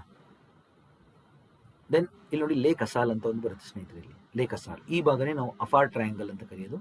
ಅದನ್ನ ಪೆನ್ನಲ್ಲಿ ಬರೆದು ತೋರಿಸ್ತೀನಿ ನಾನು ನಿಮಗೆ. ಈ ಪ್ರದೇಶನೇ ಅಫಾರ್ ಟ್ರಯಾಂಗಲ್, ಈ ಭಾಗನೇ ಅಫಾರ್ ಟ್ರಯಾಂಗಲ್ ಅಂತೇಳಿ ಕರಿತೀವಿ ಇದನ್ನ. ಅಫಾರ್ ಟ್ರಯಾಂಗಲ್, ಅಫಾರ್ ಟ್ರಯಾಂಗಲ್ ಆಯ್ತಾ. ಇಲ್ಲೇ ಲೇಕ್ ಅಸಾಲ್ ಅಂತ ಬರುತ್ತೆ. ಜಿಬೋತಿ ದೇಶ, ಜಿಬೋತಿ ದೇಶಕ್ಕೆ ಬರುತ್ತಿದ್ದು ನಾವು ಕಟ್ಕೊಳ್ಳಿ. ಇಲ್ಲಿ ಅಫಾರ್ ಟ್ರಯಾಂಗಲ್ ಇದು -156 ಮೀಟರ್ಸ್ ಡೀಪ್ ಇದೆ. ಲೇಕ್ ಅಸಾಲ್ ಆಫ್ರಿಕಾದ ಅತಿ ಕೆಳಮಟ್ಟ ಪ್ರದೇಶ, ಆಫ್ರಿಕಾದ ಅತಿ ಕೆಳಮಟ್ಟ ಪ್ರದೇಶ ಲೇಕ್ ಅಸಾಲ್ ಆಯ್ತಾ, ನಾವು ಕಟ್ಕೊಳ್ಳಿ. ದೆನ್ ಇಲ್ಲಿ ಹಾರ್ನ್ ಆಫ್ ಆಫ್ರಿಕಾ, ಮತ್ತೆ ಹಾರ್ನ್ ಆಫ್ ಆಫ್ರಿಕಾ ಗೊತ್ತಿದೆ ತಮ್ಮೆಲ್ಲರಿಗೂ. ನೋಡಿ ಹಾರ್ನ್ ಆಫ್ ಆಫ್ರಿಕಾ, ಇವಾಗ ಹಾರ್ನ್ ಆಫ್ ಆಫ್ರಿಕಾ ಗೇಂಡ ಮೃಗ ಅಂತ ಹೇಳಿದ್ದೀನಿ. ಅದ್ರ ಮೂಗ್ ಥರ ಇದೆ, ಅದ್ರ ಕೊಂಬ್ ಥರ ಇದೆ ಆಯ್ತಾ. ಹಂಗೆ ನೋಡಿ you can see Lake Victoria. ನೋಡಿ ಲೇಕ್ ವಿಕ್ಟೋರಿಯಾ ಅತಿ ದೊಡ್ಡ ಸರೋವರ ಲೇಕ್ ವಿಕ್ಟೋರಿಯಾ ಹೇಳಿದ್ದೀನಿ ನಾನು ಆಲ್ರೆಡಿ. ಉಗಾಂಡ, ಕೀನ್ಯಾ, ತಾಂಜಾನಿಯಾ ಆಯ್ತಾ. ಅದು ಕೆಳಗಡೆನೆ ಸ್ವಲ್ಪ ಬಲಗಡೆಗೆ ಇಲ್ಲಿ ನಮಗೆ ಎರಡು ಜಾಗಗಳಿದೆ ಸ್ನೇಹಿತರೆ. ಒಂದು ಕಿಲಿಮಂಜರೋ ಹೈಯೆಸ್ಟ್ ಪೀಕ್ 5895, ಕಿಲಿಮಂಜರೋ ಹೈಯೆಸ್ಟ್ ಪೀಕ್ ಇದೆ ಒಂದು ಈ ಪ್ರದೇಶದಲ್ಲಿ, ಕಿಲಿಮಂಜರೋ ಅಂತೇಳಿ ಕರಿತೀವಿ ನಾವು ಅದನ್ನು. ಇನ್ನೊಂದು ಗೊರಾನ್ಗೊರೋ ಅಂತೇಳಿ ಒಂದು ಕ್ರೇಟರ್ ಸ್ನೇಹಿತರೆ. ಇದು ಜ್ವಾಲಾಮುಖಿಯ ಒಂದು ಏನು ಮಹಾಕುಂಡ. ಕ್ಯಾಲ್ಡೆರಾ ಅಂದ್ರೇನು ಮಹಾಕುಂಡ, ಜ್ವಾಲಾಮುಖಿಯ ಮಹಾಕುಂಡ. ನಾನು ಜ್ವಾಲಾಮುಖಿ ತರಗತಿಯಲ್ಲಿ ಹೇಳಿದ್ದೀನಿ ಯಾವ ರೀತಿ ಫಾರ್ಮ್ ಆಗುತ್ತೆ ಅಂತ. ಗೊರಾನ್ಗೊರೋ ಅಂತ ಕರೀತಾರೆ. ಇಡೀ ವಿಶ್ವದಲ್ಲೇ ಅತಿ ದೊಡ್ಡ ಜ್ವಾಲಾಮುಖಿಯ ಮಹಾಕುಂಡ ಇಲ್ಲಿದೆ. Ngorongoro caldera crater, largest crater caldera in the world. Okay, ನಾನು ಹೇಳಿದ್ದೀನಿ ವಾಲ್ಕೆನೋ ಕ್ಲಾಸಲ್ಲಿ ಇದನ್ನು ಮಾರ್ ಅಂತ ಕರಿತೀವಿ ಅಂತ. ಅದೇ ಇದು, ಅದರ ಚಿತ್ರ ತೋರಿಸ್ತೀನಿ ಆಮೇಲೆ ನಾನು. ಇದು ನೋಡಿ ಆಯ್ತಲ್ಲ. ಅದಾದಮೇಲಿಂದ ಕಿಲಿಮಂಜರೋ. ಕಿಲಿಮಂಜರೋ ಹತ್ರ ಶಿಖರ ಜ್ವಾಲಾಮುಖಿ ಶಿಖರ, ಜ್ವಾಲಾಮುಖಿ ಶಿಖರ ಕಿಲಿಮಂಜರೋ ತಾಂಜಾನಿಯಾ ದೇಶದಲ್ಲಿ ಬರುತ್ತೆ. ನಾವು ಕಟ್ಕೊಳ್ಳಿ. ನೆಕ್ಸ್ಟ್ ನೋಡಿ ಇಲ್ಲಿ rift valley, African rift valley. Africa ಭಾಗ ಎರಡು ಭಾಗ ಆಗ್ತಾ ಇದೆ ಅಂತ ಹೇಳಿದ್ದೀನಿ ನಾನು ನಿಮಗೆ, ಗೊತ್ತಲ್ಲ. ಸೊಮಾಲಿ ಭಾಗ ಆಫ್ರಿಕಾದಿಂದ ಸಪರೇಟ್ ಆಗ್ತಾ ಇದೆ. ಅದೇ ಇವಾಗ ರಿಫ್ಟ್ ವ್ಯಾಲಿ ಆಫ್ ಆಫ್ರಿಕಾ. ಜಗತ್ತಿನ ಅತಿ ದೊಡ್ಡ ಬಿರುಕು ಕಣಿವೆ ಎಲ್ಲಿದೆ? ಆಫ್ರಿಕಾದಲ್ಲಿದೆ. ನೆನಪಿಟ್ಕೊಳ್ಳಿ, ಜಗತ್ತಿನ ಅತಿ ದೊಡ್ಡ ಬಿರುಕು ಕಣಿವೆ ಆಫ್ರಿಕಾ. ಯಾರ್ಯಾರು ಜ್ವಾಲಾಮುಖಿ ತರಗತಿಯನ್ನು ನೋಡಿಲ್ಲ ತಾವು ತಪ್ಪದೆ ಜ್ವಾಲಾಮುಖಿಗಳು ಕ್ಲಾಸ್ ನೋಡಿ, ಇದನ್ನು ನೋಡಿ. ಓಕೆ, ನೆನಪಿಟ್ಕೊಳ್ಳಿ. ಲಾಂಗೆಸ್ಟ್ ರಿಫ್ಟ್ ವ್ಯಾಲಿ ಇಲ್ಲೂ ಸಹ ತೋರಿಸ್ತೀನಿ, ಅದನ್ನು ತಾಳ್ಮೆ ಇರಲಿ ಸ್ವಲ್ಪ. ನೆಕ್ಸ್ಟ್ ಬರುತ್ತೆ. ನೆಕ್ಸ್ಟ್ ನೋಡಿ ಅತಿ ದೊಡ್ಡ ದ್ವೀಪ ಮಡಗಾಸ್ಕರ್ ಐಲ್ಯಾಂಡ್. ಮಡಗಾಸ್ಕರ್ ದ್ವೀಪ ಏನಿದೆ ಆಫ್ರಿಕಾದಿಂದ ಬೇರ್ಪಟ್ಟಿರೋದು. ಇದು ನೋಡಿ ಆಫ್ರಿಕಾ ಜೊತೆಗೆ ಇತ್ತಿದು ಮೊದಲು. ನೋಡಿ ಈ ರೀತಿ ಆಫ್ರಿಕಾದಿಂದ ಬೇರ್ಪಟ್ಟಿರೋದು. ಯಾವಾಗ? ಹತ್ತತ್ರ 120 ದಶಲಕ್ಷ ವರ್ಷಗಳಿಂದನೇ ಬೇರ್ಪಡ್ತಿದ್ವು ಮಡಗಾಸ್ಕರ್ ಆಫ್ರಿಕಾಯಿಂದ. ಸೊ ಈ ಕಾರಣದಿಂದ ಏನಾಗಿದೆ ಸ್ನೇಹಿತರೆ, ಮಡಗಾಸ್ಕರ್ ಇರೋಂಥ ಜೀವಿಗಳು ಅತಿ ವಿಭಿನ್ನವಾದ ಜೀವಿಗಳು, ಗಿಡ ಮರಗಳು, ಪ್ರಾಣಿಗಳೇನಿದೆ ಅಲ್ಲೇ ಉಳಿದ್ಬಿಟ್ಟಿವೆ ಹಿಂಗೆ. ಸೊ ಹೊರ ಜಗತ್ತಿನ ಜೊತೆ ಸಂಪರ್ಕಕ್ಕೆ ಬಂದು ಇಲ್ಲದೆ ಇರೋದ್ರಿಂದ ಆ ಜೀವಿಗಳು ಹಂಗೆ ಮಡಗಾಸ್ಕರ್ ಭಾಗದಲ್ಲಿ ಉಳಿದಿವೆ. ಎಷ್ಟು ಹಳೇದಿದು? 120 ದಶಲಕ್ಷ ವರ್ಷ ಹಳೆ ಜೀವಿಗಳು ಇಲ್ಲಿ ಸಿಗುತ್ತೆ ನಮಗೆ. ಅಂದರೆ ಅದು ಅವುಗಳ ದ್ವೀಪ ಆಗಿ ಬಂದಮೇಲಿಂದ ಹೊರ ಜಗತ್ತಿನ ಜೊತೆ ಸಂಪರ್ಕ ಕಳ್ಕೊಂಡಿದೆ. ಇಲ್ಲಿದ್ದೆಲ್ಲ ಜೀವಿಗಳು ವಿಕಾಸಗೊಂಡು ಬೇರೆ ಬೇರೆ ಥರ ಆಗಿದೆ. ಎಷ್ಟೋ ಕಡೆ ಜೀವಿಗಳೆಲ್ಲ ಸತ್ತೇ ಹೋಗಿವೆ, ಅವುಗಳ ಅರಿವಿನಂಚಿನಲ್ಲಿವೆ. ಇಲ್ಲೆಲ್ಲ ಹಂಗೆ ಇದೆ. ಸೊ ಮಡಗಾಸ್ಕರ್ ದ್ವೀಪದಲ್ಲಿರುವಂಥ ಜೀವ ವೈವಿಧ್ಯತೆ ಆಫ್ರಿಕಾದಿಂದ ವಿಭಿನ್ನವಾಗಿದೆ, ಗೊತ್ತಾಯ್ತಲ್ಲ. ಸೊ ತುಂಬ ವಿಭಿನ್ನವಾದಂಥ ಜೀವಿಗಳು ಇಲ್ಲಿ ಸಿಗುತ್ತೆ ಮಡಗಾಸ್ಕರಲ್ಲಿ. ನೆಕ್ಸ್ಟ್ ನೋಡಿ ಸ್ನೇಹಿತರೆ, ಇಲ್ಲಿ ಲಾರ್ಜೆಸ್ಟ್ ಕ್ರೇಟರ್ ಅಂದರೆ ಒಂದು ದೊಡ್ಡ ಶುದ್ಧಗ್ರಹ ಬಂದು ಭೂಮಿಗೆ ಬಿತ್ತು. ಆ ದೊಡ್ಡ ಶುದ್ಧಗ್ರಹ ಬಂದು ಭೂಮಿಗೆ ಬಿದ್ದಾಗ ಒಂದು ದೊಡ್ಡ ಕುಂಡ ಫಾರ್ಮ್ ಆಗಿದೆ, ಇಂಪ್ಯಾಕ್ಟ್ ಕ್ರೇಟರ್ ಅಂತ ಕರಿತೀವಿ. ವೆರಡಿಫೋರ್ಡ್ ಕ್ರೇಟರ್ ಇಡೀ ಜಗತ್ತಿನ ಅತಿ ದೊಡ್ಡ ಶುದ್ಧಗ್ರಹದ ಕ್ರೇಟರ್ ಇಲ್ಲಿದೆ ಆಫ್ರಿಕಾದಲ್ಲಿ, ಸೌತ್ ಆಫ್ರಿಕಾ ದೇಶದಲ್ಲಿ ಬರುತ್ತೆ. ಆಯಿತಾ, ಸೌತ್ ಆಫ್ರಿಕಾ ದೇಶದಲ್ಲಿ ಬರುತ್ತೆ. ನೆಕ್ಸ್ಟ್ ನೋಡಿ, ಇಲ್ಲಿ ಗ್ರಾಸ್ಲ್ಯಾಂಡ್, ಇಲ್ಲೊಂದು ಗ್ರಾಸ್ಲ್ಯಾಂಡ್ ಇದೆ ಸ್ನೇಹಿತರೆ ಸೌತ್ ಆಫ್ರಿಕಾದಲ್ಲಿ, ಅದನ್ನು ನಾವು ವೆಲ್ಡ್ ಅಂತ ಕರಿತೀವಿ, south African grassland, weld. Dutch ಪದ ಅದು, ಫೀಲ್ಡ್ ಅಂತ ಕರಿಬೇಕು ಉಚ್ಚಾರಣೆ, ಇವಾಗ ವೆಲ್ಡ್ ಅಂತ ಕರಿತೀವಿ ನಾವು. ಓಕೆ, ಇಲ್ಲಿ ಸದರ್ನ್ ಮೋಸ್ಟ್ ಪಾಯಿಂಟ್ ಕೇಪ್ ಅಗ್ಲಸ್, ಆಯಿತಾ, ಸೌತ್ ಆಫ್ರಿಕಾದ ದಕ್ಷಿಣ ಭಾಗ ಕೇಪ್ ಅಗ್ಲಸ್. ಹಂಗೆ ಕೇಪ್ ಆಫ್ ಗುಡ್ ಹೋಪ್ ಎಲ್ಲರಿಗೂ ಹೋಗ್ತೀವಿ. ಕೇಪ್ ಅಂದರೆ ಭೂಶಿರ, ಕನ್ನಡದಲ್ಲಿ ಭೂಶಿರ, ಆಯಿತಾ, ನಾವು ಕಟ್ಕೊಳ್ಳಿ. ನೆಕ್ಸ್ಟ್ ಇಲ್ಲಿ ಕಲಹಾರಿ ಮತ್ತು ನಮೀಬ್ ಡೆಸರ್ಟ್, ಕಲಹಾರಿ ಮತ್ತು ನಮೀಬ್ ಡೆಸರ್ಟ್ ಇಲ್ಲಿ ಗಮನಿಸಿ. ಈ ಭಾಗದಲ್ಲಿ ಕಲಹಾರಿ, ಬೋಟ್ಸ್ವಾನಾ ಮತ್ತು ನಮೀಬಿಯಾ ದೇಶದಲ್ಲಿ ಕಲಹಾರಿ. ಓಕೆ, ಇಲ್ಲೊಂದು ಒಕವಾಂಗೋ ಡೆಲ್ಟಾ ಅಂತ ಇದೆ ಸ್ನೇಹಿತರೆ, ಇದು ಜಗತ್ತಿನ ಅತಿ ದೊಡ್ಡ ಒಳನಾಡು ಮಕ್ಕಜ ಭೂಮಿ, ಇನ್ಲ್ಯಾಂಡ್ ಡೆಲ್ಟಾ. ಅದನ್ನು ತೋರಿಸ್ತೀನಿ ಫೋಟೋ ಸಮೇತ, ತಾಳ್ಮೆ ಇರಲಿ. ಇವಾಗ ಸುಮ್ಮನೆ ನೋಡಿ ಅಷ್ಟೇ. ಒಕವಾಂಗೋ ಅಂತೇಳಿ ಒಂದು ನದಿಗಳೆಲ್ಲ ಬಂದು ಇಲ್ಲೇ ಮಕ್ಕಜ ಭೂಮಿ ನಿರ್ಮಾಣ ಮಾಡ್ತವೆ, ಡೆಲ್ಟಾ ಫಾರ್ಮ್ ಮಾಡ್ತವೆ, ಅದು ಒಕವಾಂಗೋ ಸ್ವ್ಯಾಮ್. ದೆನ್ ವಿಕ್ಟೋರಿಯಾ ಲೇಕ್ ಈ ಕಡೆ ಬರುತ್ತೆ. ವಿಕ್ಟೋರಿಯಾ ಲೇಕ್ ಅತಿ ಅಗಲವಾದ ಜಲಪಾತ, ವಿಕ್ಟೋರಿಯಾ ಲೇಕ್. ಓಕೆ, ಹಂಗೆ ನೋಡಿ ಸ್ನೇಹಿತರೆ, ಡೀಪೆಸ್ಟ್ ಲೇಕ್ ತಾಂಗನಿಕಾ, ಬೈಕಾಲ್ ಲೇಕ್ ಮೊದಲನೇ ಸ್ಥಾನ, ಎರಡನೇ ಸ್ಥಾನ ತಾಂಗನಿಕಾ. ಸೊ ಜಗತ್ತಿನಲ್ಲಿ ತುಂಬ ಆಳವಾದ ಸರೋವರ ಯಾವುದು? ಬೈಕಾಲ್, ರಷ್ಯಾದಲ್ಲಿದೆ. ಎರಡನೇ ಸ್ಥಾನಕ್ಕೆ ಬರೋದು ತಾಂಗನಿಕಾ, ಆಯಿತಾ. ಆಫ್ರಿಕಾದಲ್ಲಿ ತಾಂಗನಿಕಾ ಡೀಪೆಸ್ಟ್ ಲೇಕ್ ಆಗುತ್ತೆ. ನೆಕ್ಸ್ಟು ನೋಡಿ, ಕಾಂಗೋ ನದಿ ಮೇಲೆ, ಕಾಂಗೋ ಬೇಸಿನ್, ಕಾಂಗೋ ನದಿ ಮೇಲೆ, ಜಾಯರ್ ನದಿ ಮೇಲೆ ಸ್ಟ್ಯಾನ್ಲೆ ಅಂತೇಳಿ ಒಂದು ಜಲಪಾತ ಇದೆ, ಅದನ್ನು ನೋಡಿ, ಸ್ಟ್ಯಾನ್ಲೆ ಜಲಪಾತ. ನಿಮ್ಮ ಅಟ್ಲಸಲ್ಲಿ ಕೊಟ್ಟಿಲ್ಲ ಅಂದರೆ ತಾಳ್ಮೆ ಇರಲಿ, ನಾನೇ ತೋರಿಸ್ತೀನಿ. ನೆಕ್ಸ್ಟ್ ನೋಡಿ, ಅತಿ ದೊಡ್ಡ ನದಿ ಅಂದರೆ ಗಾತ್ರದಲ್ಲಿ, ಈಕ್ವೇಟರ್ ಹತ್ರ ತುಂಬ ಮಳೆ ಆಗುತ್ತೆ ಅಂದರೆ, ಮಳೆ ಆಗೋದ್ರಿಂದ ತುಂಬ ಜಾಸ್ತಿ ಇಲ್ಲಿ ನೀರಿರುತ್ತೆ ಆ ನದಿಗಳಲ್ಲಿ, ಅದೇ ಕಾಂಗೋ ನದಿ. ಕಾಂಗೋ ನದಿ ಹೋಗಿ ಅಟ್ಲಾಂಟಿಕ್ ಸಾಗರಕ್ಕೆ ಸೇರುತ್ತೆ. ನಾನು ಹೇಳಿದ್ದೀನಿ ಕಾಂಗೋ ನದಿ ಜಾಯರ್ ನದಿ ಅಂತ ಕರೀತಾರೆ. ಇದು ಈಕ್ವೇಟರ್ನ 2 ಬಾರಿ ದಾಟುತ್ತೆ, ಆಯಿತಾ. ನೆಕ್ಸ್ಟ್ ನೋಡಿ ಸ್ನೇಹಿತರೆ, ಇಲ್ಲಿ ಗಲ್ಫ್ ಆಫ್ ಗಿನಿ ಅಂತ ಕರಿತೀವಿ ಈ ಪ್ರದೇಶನ. ಈಕ್ವೇಟರ್ ಮತ್ತು ಪ್ರೈಮ್ ಮೆರಿಡಿಯನ್ ಎರಡು ಭೇಟಿಯಾಗೋ ಜಾಗ, ಪ್ರೈಮ್ ಮೆರಿಡಿಯನ್ ಮತ್ತು ಈಕ್ವೇಟರ್ ಎರಡು ಭೇಟಿಯಾಗೋ ಜಾಗನೇ ಗಲ್ಫ್ ಆಫ್ ಗಿನಿ, ಆಯಿತಾ. ನೆಕ್ಸ್ಟ್ ಲೋಮ ಪರ್ವತಗಳು ನೋಡಿ, ಲೋಮ ಪರ್ವತಗಳು ಇಲ್ಲಿದೆ, ಲೋಮ ಪರ್ವತಗಳು ಈ ಭಾಗ, ಪಶ್ಚಿಮ ಭಾಗ, ಆಯಿತಾ. ನೋಡಿ, ಒಂದು ರೌಂಡ್ ಬಂದಿದ್ದೀವಿ ನಾವು. ನಾನೇನು ಮಾಡ್ತೀನಿ, ನಿಮಗೆ ಒಂದು ಝೂಮ್ ಮಾಡಿ ತೋರಿಸ್ಬಿಡ್ತೀನಿ. ಈಗ ಒಂದು ರೌಂಡ್ ಇಲ್ಲಿ ನೋಡಿ, ಇಲ್ಲಿಂದ ಶುರು ಮಾಡಿ. ಅಟ್ಲಸ್ ಪರ್ವತಗಳನ್ನ ಗಮನಿಸಿ, ಇಲ್ಲಿ ಹಂಗೆ ಸಹಾರಾ ಡೆಸರ್ಟ್ ಗಮನಿಸಿ, ಹಿಂಗಿದೆ ನೋಡಿ ಸಹಾರಾ ಡೆಸರ್ಟ್. ಇಲ್ಲಿ ಮಣ್ಣು ಮತ್ತು ಅದರೊಳಗೆಲ್ಲ ಕಲ್ಲು, ಈ ಥರ. ನೆಕ್ಸ್ಟ್ ನೋಡಿ, ನೈಲ್ ನದಿಯ ಡೆಲ್ಟಾ, ಮಕ್ಕಜ ಭೂಮಿ, ನೈಲ್ ನದಿ, ಸಿನಾಯಿ ಭಾಗ. ಹಂಗೆ ಇಲ್ಲಿ ನೋಡಿ, ಅಫಾರ್ ಟ್ರಯಾಂಗಲ್, ಲೇಕ್ ಅಸಾಲ್, ಸೊಮಾಲಿಯಾ ಭಾಗ, ಗೊತ್ತಾಯ್ತಲ್ಲ, ಲೇಕ್ ವಿಕ್ಟೋರಿಯಾ. ನೋಡಿ ಯಾವ ರೀತಿ ಚಿತ್ರ ನಿರ್ಮಿಸಿದ್ದೆ ನಾನು. ಒಂದು ಫಿಸಿಕಲ್ ಮ್ಯಾಪ್ ತೊಗೊಂಡು ನಾನೇ ಅದನ್ನೆಲ್ಲ ಬರೆದು ನಿಮ್ಗೆ ಒಂದೊಂದಾಗಿ ಏನು ತೋರಿಸ್ತಾ ಇದ್ದೀನಿ, ಎಲ್ಲೆಲ್ಲಿ ಏನೇನಿದೆ ಅಂತ. ಇಲ್ಲಿ ಹೈಯೆಸ್ಟ್ ಪೀಕ್ ಮೌಂಟ್ ಕಿಲಿಮಂಜಾರೋ. ಹಾಗೆ ರಿಫ್ಟ್ ವ್ಯಾಲಿ ನೋಡಿ, ರಿಫ್ಟ್ ವ್ಯಾಲಿ ಸರೋವರಗಳು ಇಲ್ಲೇ ಕಾಣುತ್ತೆ ನಿಮಗೆ. ಮಡಗಾಸ್ಕರ್ ದ್ವೀಪ, ಗೊತ್ತಾಯ್ತಲ್ಲ. ಹಂಗೆ ನೋಡಿ, ವೆರಡಿಫೋರ್ಡ್ ಕ್ರೇಟರ್, ಗ್ರಾಸ್ಲ್ಯಾಂಡ್, ಸೌತ್ ಆಫ್ರಿಕಾದು ಯಾವ ರೀತಿ ಇದೆ ಅಂತ ಒಂದ್ಸತಿ ಗಮನಿಸಿದ್ರೆ ನಿಮ್ಗೇನಾಗುತ್ತೆ, ಇವೆಲ್ಲ ಜಾಗಗಳು. ಓಕೆ, ಎಷ್ಟೋ ಜನ ಮೊಬೈಲಲ್ಲಿ ನೋಡೋದ್ರಿಂದ ನಾನು ಈ ಥರ ಝೂಮ್ ಮಾಡ್ತಾ ಇರೋದು ಅವ್ರಿಗೆ ಸಹಾಯ ಆಗುತ್ತೆ, ಗೊತ್ತಾಯ್ತಲ್ಲ. ನೆಕ್ಸ್ಟ್ ನೋಡಿ ಸ್ನೇಹಿತರೆ, ಈಗ ನೆಕ್ಸ್ಟ್ ಹೋಗೋಣ. ಈಗ ಒಂದೊಂದಾಗಿ ಬೇಗ ಪ್ರತಿಯೊಂದು ಜಾಗನ ನೋಡೋಣ. ಅಟ್ಲಸ್ ಪರ್ವತಗಳು ಗೊತ್ತಿದೆ ಎಲ್ಲರಿಗೂ, ನಾರ್ತ್ ವೆಸ್ಟ್. ಓಕೆ, ಅತಿ ಪುರಾತನ ಮಡಿಕೆ ಪರ್ವತ, ಯಾವ ಥರ ಪರ್ವತ? ಮಡಿಕೆ ಪರ್ವತ. ನಾ ಹೇಳಿದೆ ಆಗಲೇ ದೇಶಗಳು ತೋರಿಸ್ತೀನಿ ಮತ್ತೆ ಅಂತ. Morocco, Algeria, Tunisia. ನಾವು ಕಟ್ಕೊಳ್ಳಿ, ಮೊರಾಕೋ, ಅಲ್ಜೀರಿಯಾ, ಟುನೀಷಿಯಾ, ಆಯಿತಾ. ಇದು ಅಟ್ಲಸ್.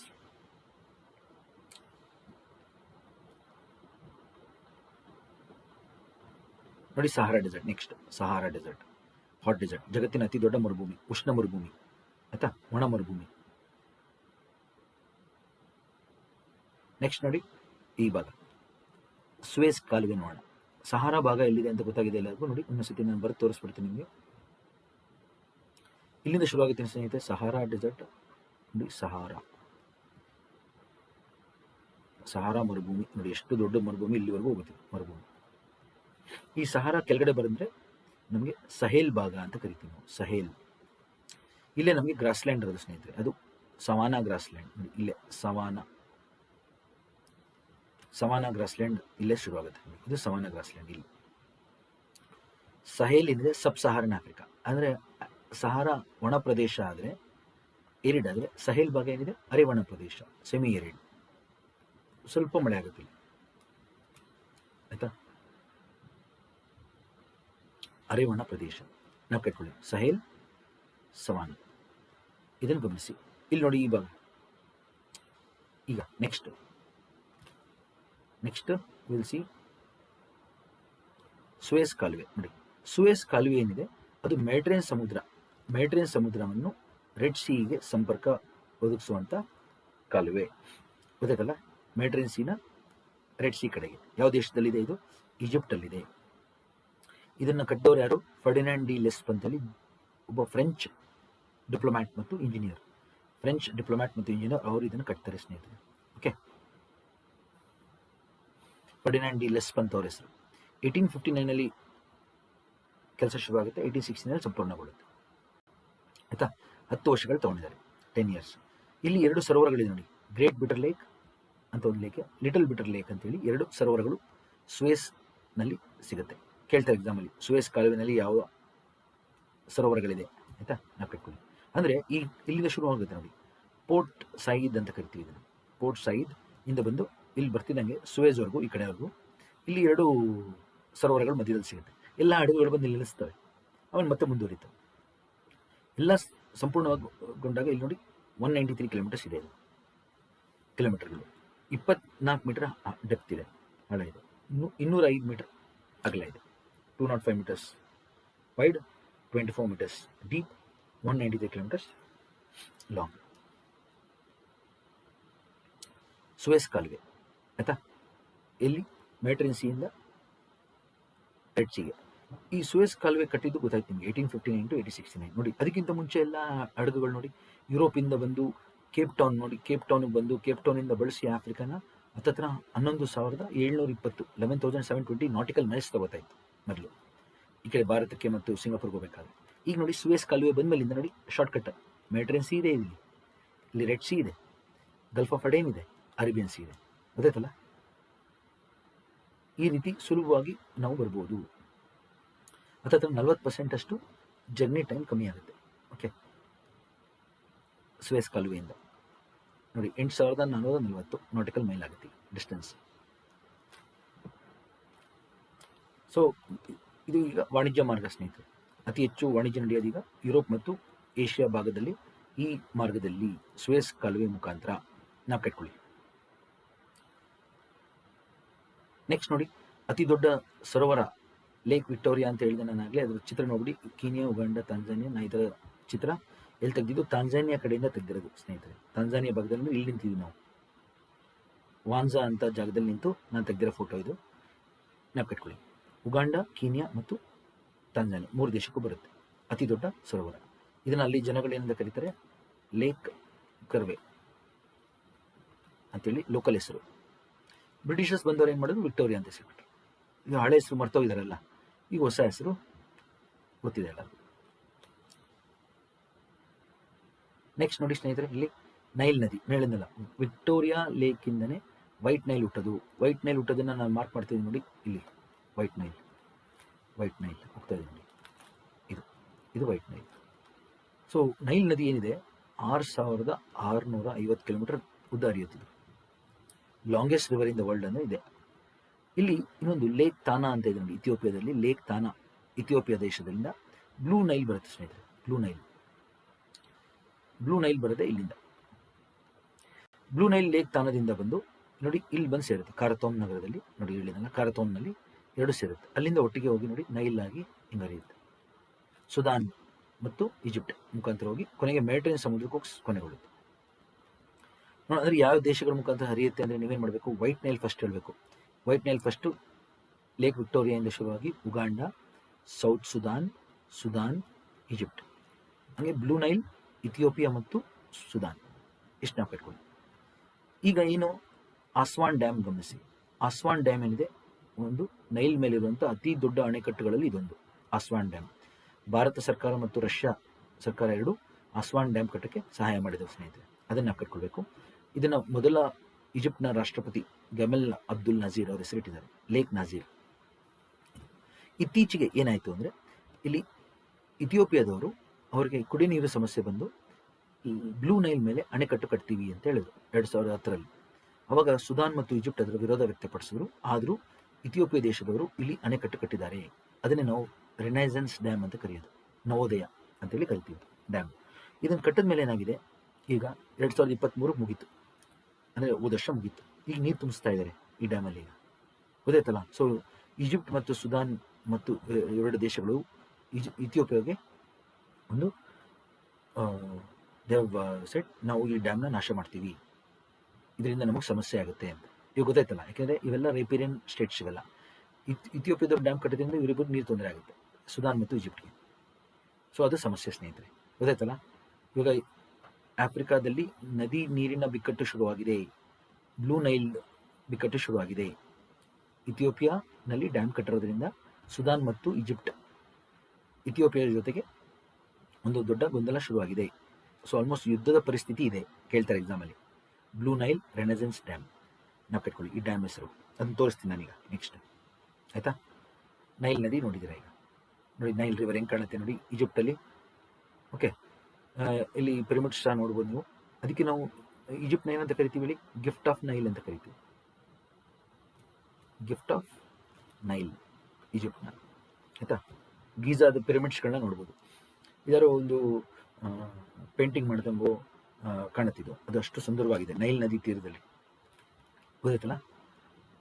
ಲಾಂಗೆಸ್ಟ್ ರಿವರ್ ನೋಡಿ ಇಲ್ಲಿ. ಸೊ ಈಜಿಪ್ಟ್ನಲ್ಲಿ ಪಿರಮಿಡ್ಸ್ಗಳನ್ನ ತಾವು ಇಲ್ಲಿ ಕಾಣ್ಬೋದು. ಗೀಜಾ ಅಂತ ಜಾಗ ಇದೆ ಸ್ನೇಹಿತರೆ. ಸೊ ನಾನು ಆಗಲೇ ಹೇಳಿದೆ, Egypt is called gift of Nile ಅಂತ, ಆಯಿತಾ. ಹಾಗೆ ಅತಿ ಪುರಾತನ ನಾಗರಿಕತೆ ಅದು ಈಜಿಪ್ಷಿಯನ್ ನಾಗರಿಕತೆ. ಸೊ ಅತಿ ಪುರಾತನ ನಾಗರಿಕತೆಗಳಲ್ಲಿ ಈಜಿಪ್ಷಿಯನ್ ನಾಗರಿಕತೆ ಕೂಡ ಒಂದು. ಅದಕ್ಕೆ ಮುಖ್ಯ ಕಾರಣನೇ ನೈಲ್ ನದಿ, ಆಯಿತಾ. ಅದನ್ನು ತಾವಿಲ್ಲಿ ಗಮನಿಸಬೇಕು. ಸೊ ಈಜಿಪ್ಷಿಯನ್ ಸಿವಿಲೈಸೇಷನ್ಗೆ ಮುಖ್ಯವಾದಂಥ ಕೇಂದ್ರ ಬಿಂದು ಏನು, ಪಿರಮಿಡ್ಸ್ಗಳು. ಅದನ್ನು ತಾವಿಲ್ಲಿ ನೋಡಿ, ಐತಿಹಾಸಿಕ ಸ್ಥಳ ಕೂಡ ತಾವು ಇದನ್ನು ಗಮನಿಸ್ಬೋದು, ಆಯಿತಾ. ಇಲ್ಲಿ ನೋಡಿ ಸ್ನೇಹಿತರೆ, ಅದೇ ಹೇಳಿದ್ನ ನಾನು, ಇಥಿಯೋಪಿಯಾದಲ್ಲಿ ಅಣೆಕಟ್ಟು ಬ್ಲೂ ನೈಲ್ ಮೇಲೆ. ಓಕೆ, ಗಮನಿಸಿ ಬೇಗ. ಬ್ಲೂ ನೈಲ್ ಇಥಿಯೋಪಿಯಾ, ಅದರ ಹೆಸರೇನು, ಗ್ರ್ಯಾಂಡ್ ಇಥಿಯೋಪಿಯನ್ ರೆನೈಸೆನ್ಸ್. ರೆನೈಸೆನ್ಸ್ ಅಂದರೆ ನವೋದಯ. ಓಕೆ, ಇಥಿಯೋಪಿಯನ್ ದೇಶದಲ್ಲಿರುವಂಥ ರೆನೈಸೆನ್ಸ್ ಡ್ಯಾಮ್, ಜರ್ಡ್. ಯಾವ ನದಿ, ಬ್ಲೂ ನೈಲ್. ಗ್ಯಾರಂಟಿ ಬರುತ್ತಿದೆ ಕ್ವಶನ್. ಇಲ್ಲಿ ನೋಡಿ, ಮೌಂಟ್ ಕಿಲಿಮಂಜರೋ. ಮೌಂಟ್ ಕಿಲಿಮಂಜರೋ ಎಲ್ಲಿದೆ, ತಾಂಜಾನಿಯಾದಲ್ಲಿದೆ. 5892 ಹೈಟ್, ಅಥವಾ 5895 ಅಂತಲೂ ಕರೀತಾರೆ. ಇಷ್ಟು ನಾವು ಕಟ್ಕೊಳ್ಳಿ. ಮೌಂಟ್ ಕಿಲಿಮಂಜರೋ ವಾಲ್ಕೆನಿಕ್ ಪೀಕ್, ಇದು ಜ್ವಾಲಾಮುಖಿ ವಾಲ್ಕೆನೋ, ಆಯಿತಾ. ಇಲ್ಲಿ ನೋಡಿ ಸ್ನೇಹಿತರೆ, ಜಗತ್ತಿನ ಎಲ್ಲ ಖಂಡದಲ್ಲಿ ಇರುವಂಥ ಅತಿ ದೊಡ್ಡ ಶಿಖರಗಳನ್ನ ನಾನಿಲ್ಲಿ ನೇಮಿಸಿದ್ದೀನಿ. ಏನಕ್ಕೆ ಇದನ್ನು ತೋರಿಸ್ತಾ ಇದ್ದೀನಿ ಅಂದರೆ, ನಿಮಗೆ ಇದೊಂದು ಚಿತ್ರ ನೀವು ಇಲ್ಲಿ ಗಮನಿಸಿದ್ರೆ ನಿಮಗೆ ಮುಂದಕ್ಕೆ ಎಲ್ಲ ಪರೀಕ್ಷೆಗಳು ಸುಲಭ ಆಗುತ್ತೆ. ಇವಾಗ ಏಷ್ಯಾ ಖಂಡದಲ್ಲಿ ಅತಿ ದೊಡ್ಡ ಅಥವಾ ಅತಿ ಎತ್ತರದ ಶಿಖರ ಅದು ಎವರೆಸ್ಟ್. ಜಾರ್ಜ್ ಎವರೆಸ್ಟ್ ಅವರ ಹೆಸರು. ಓಕೆ, ಇದನ್ನು ಸರ್ವೆ ಮಾಡಿದಂಥ ಸರ್ ಜಾರ್ಜ್ ಎವರೆಸ್ಟ್ ಅವರ ಹೆಸರು ಇಟ್ಟಿದ್ದಾರೆ ಇಲ್ಲಿ. ಇದು ನೇಪಾಳ ಮತ್ತು ಚೈನಾ ಗಡಿಯಲ್ಲಿ ಬರುತ್ತೆ. 8x48 height, 8848 metres.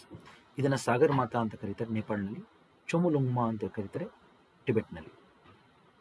ಸಾಗರ್ ಮಾತಾ, ಚೊಮುಲುಂಗ್ಮಾ ನಾವು ಕಟ್ಕೊಳ್ಳಿ. ಎವರೆಸ್ಟ್. ಅಕಾನ್ಕಗುವಾ 2ನೇ ಸ್ಥಾನ. ಎಲ್ಲ ಶಿಖರಗಳನ್ನ ಕಂಪೇರ್ ಮಾಡಿದ್ರೆ 2ನೇ ಸ್ಥಾನಕ್ಕೆ. 6962 ಅರ್ಜೆಂಟೀನಾದಲ್ಲಿರುವಂಥ, ದಕ್ಷಿಣ ಅಮೆರಿಕದ ಆಂಡೀಸ್ ಪರ್ವತದಲ್ಲಿರುವಂಥ ಅಕಾನ್ಕಗುವಾ ಶಿಖರ. ಅದಾದಮೇಲೆ ಉತ್ತರ ಅಮೆರಿಕದಲ್ಲಿರುವಂಥ ದಿನಾಲಿ ಅಥವಾ ಮೌಂಟ್ ಮೆಕೆನ್ಲಿ. ಇದೇನಪ್ಪ ಇದು ಹೊಸ ಹೆಸರು. ಅಲ್ಲಿ ಅಲಾಸ್ಕನ್ ಜನಗಳು ಇದನ್ನು ದಿನಾಲಿ ಅಂತ ಕರೀತಾರೆ ಅವ್ರ ಭಾಷೆಯಲ್ಲಿ, ಗೊತ್ತಾಯ್ತಲ್ಲ.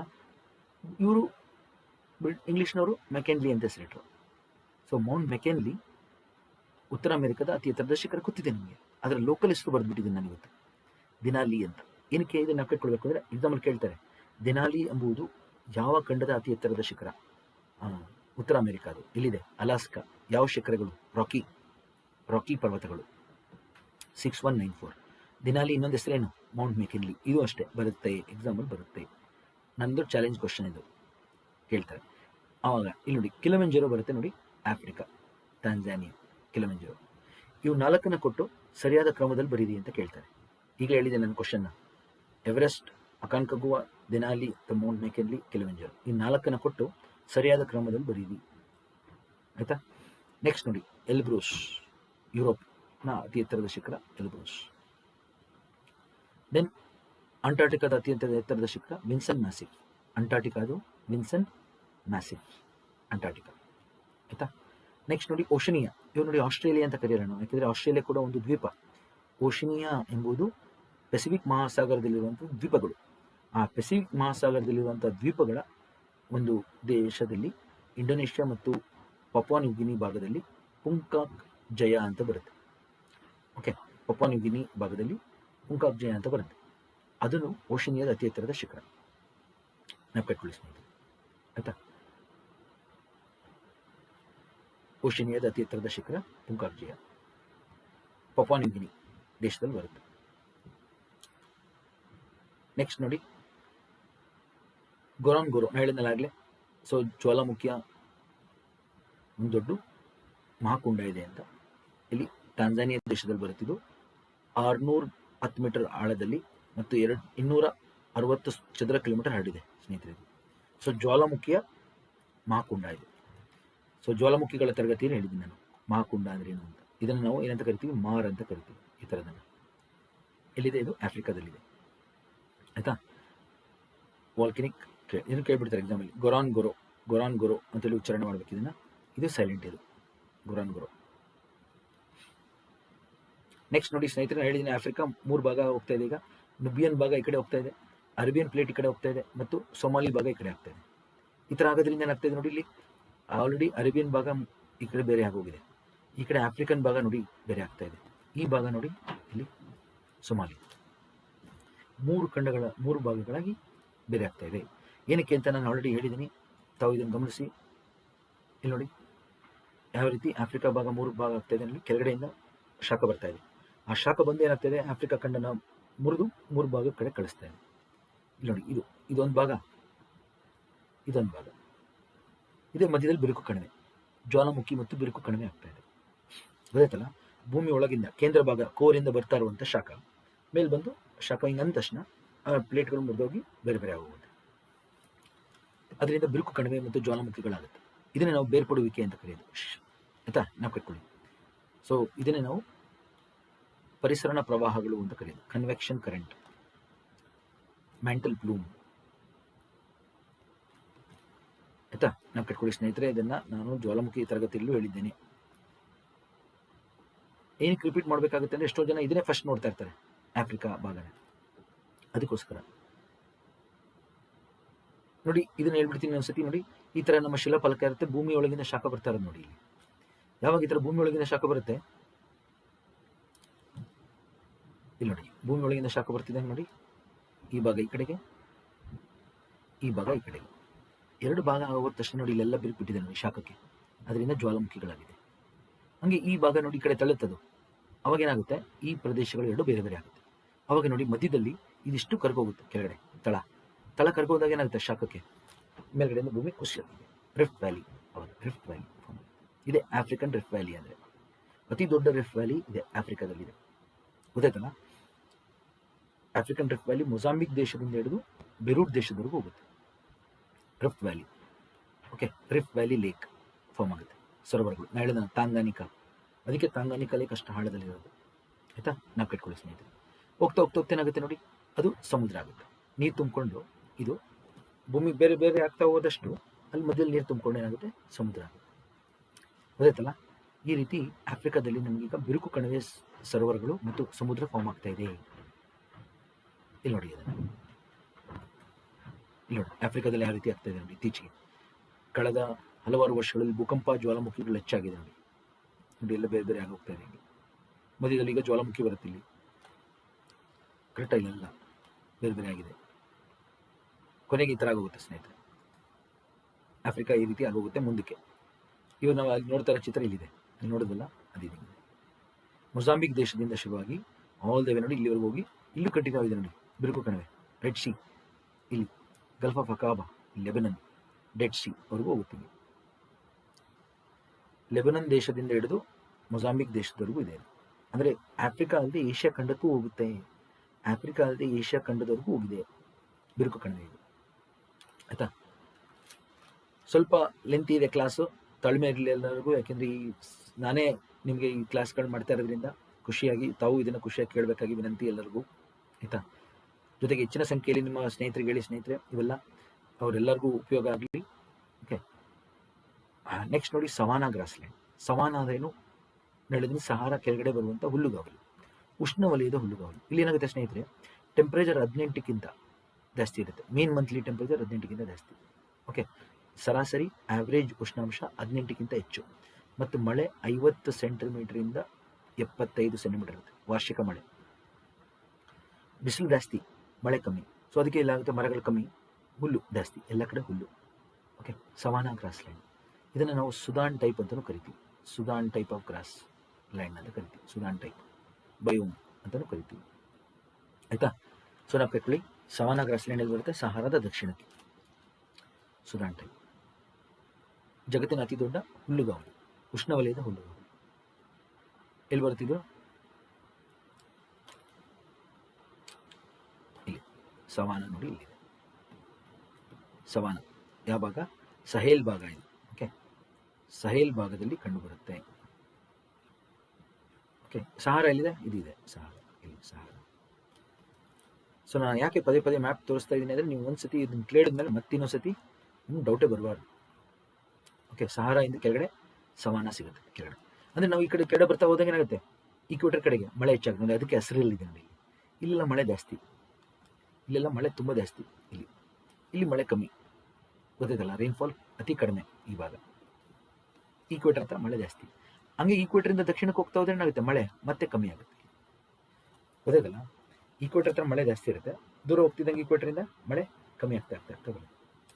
ಅದಕ್ಕೆ ನಮಗೆ ಬೇರೆ ಬೇರೆ ಥರ ವಾಯುಗುಣ ಮತ್ತು ಇಲ್ಲಿ ಬೇರೆ ಬೇರೆ ಸಸ್ಯ ವರ್ಗಗಳು ಬದಲಾಗುತ್ತೆ. ಅದನ್ನು ನೋಡೋಣ ಈಗ. ನೆಕ್ಸ್ಟ್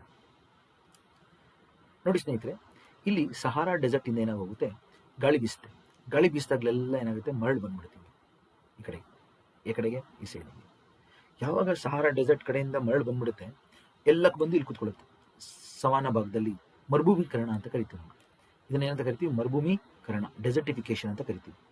ಆ ಡೆಸರ್ಟಿಫಿಕೇಶನ್ ಆದಾಗಲೆಲ್ಲ ಏನಾಗೋಗುತ್ತೆ, ನಮ್ಮ ಕೃಷಿ ಭೂಮಿ ಹೋಗ್ತಾ ಹೋಗುತ್ತೆ, ಕಮ್ಮಿ ಆಗ್ತಾ ಹೋಗುತ್ತೆ. ಅಲ್ಲಿರೋಂಥ ಜನಗಳು, ಜಾನುವಾರುಗಳು ತೊಂದರೆ ಆಗುತ್ತೆ. ಸೊ ಮರುಭೂಮೀಕರಣವೇ ಜಗತ್ತಿನ ಒಂದು ಅತಿ ದೊಡ್ಡ ಸಮಸ್ಯೆಗಳು ಇವಾಗ.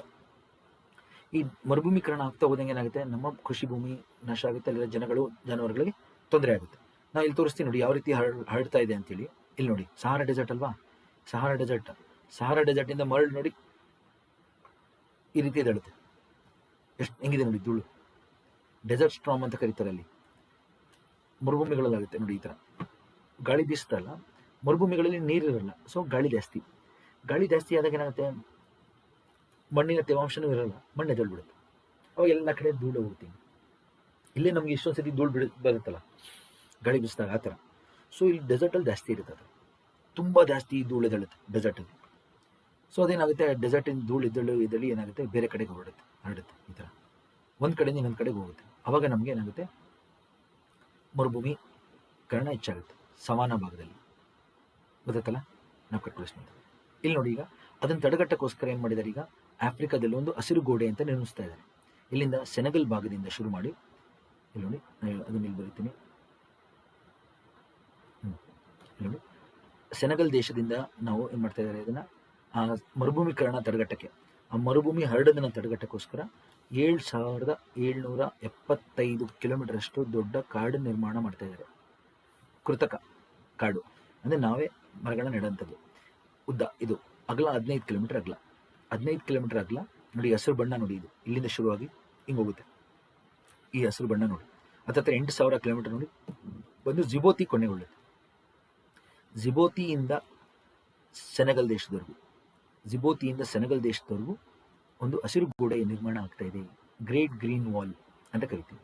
ಇದು ಆಫ್ರಿಕನ್ ಯೂನಿಯನ್ ಅವರ ಒಂದು ಯೋಜನೆ ಸ್ನೇಹಿತರೆ.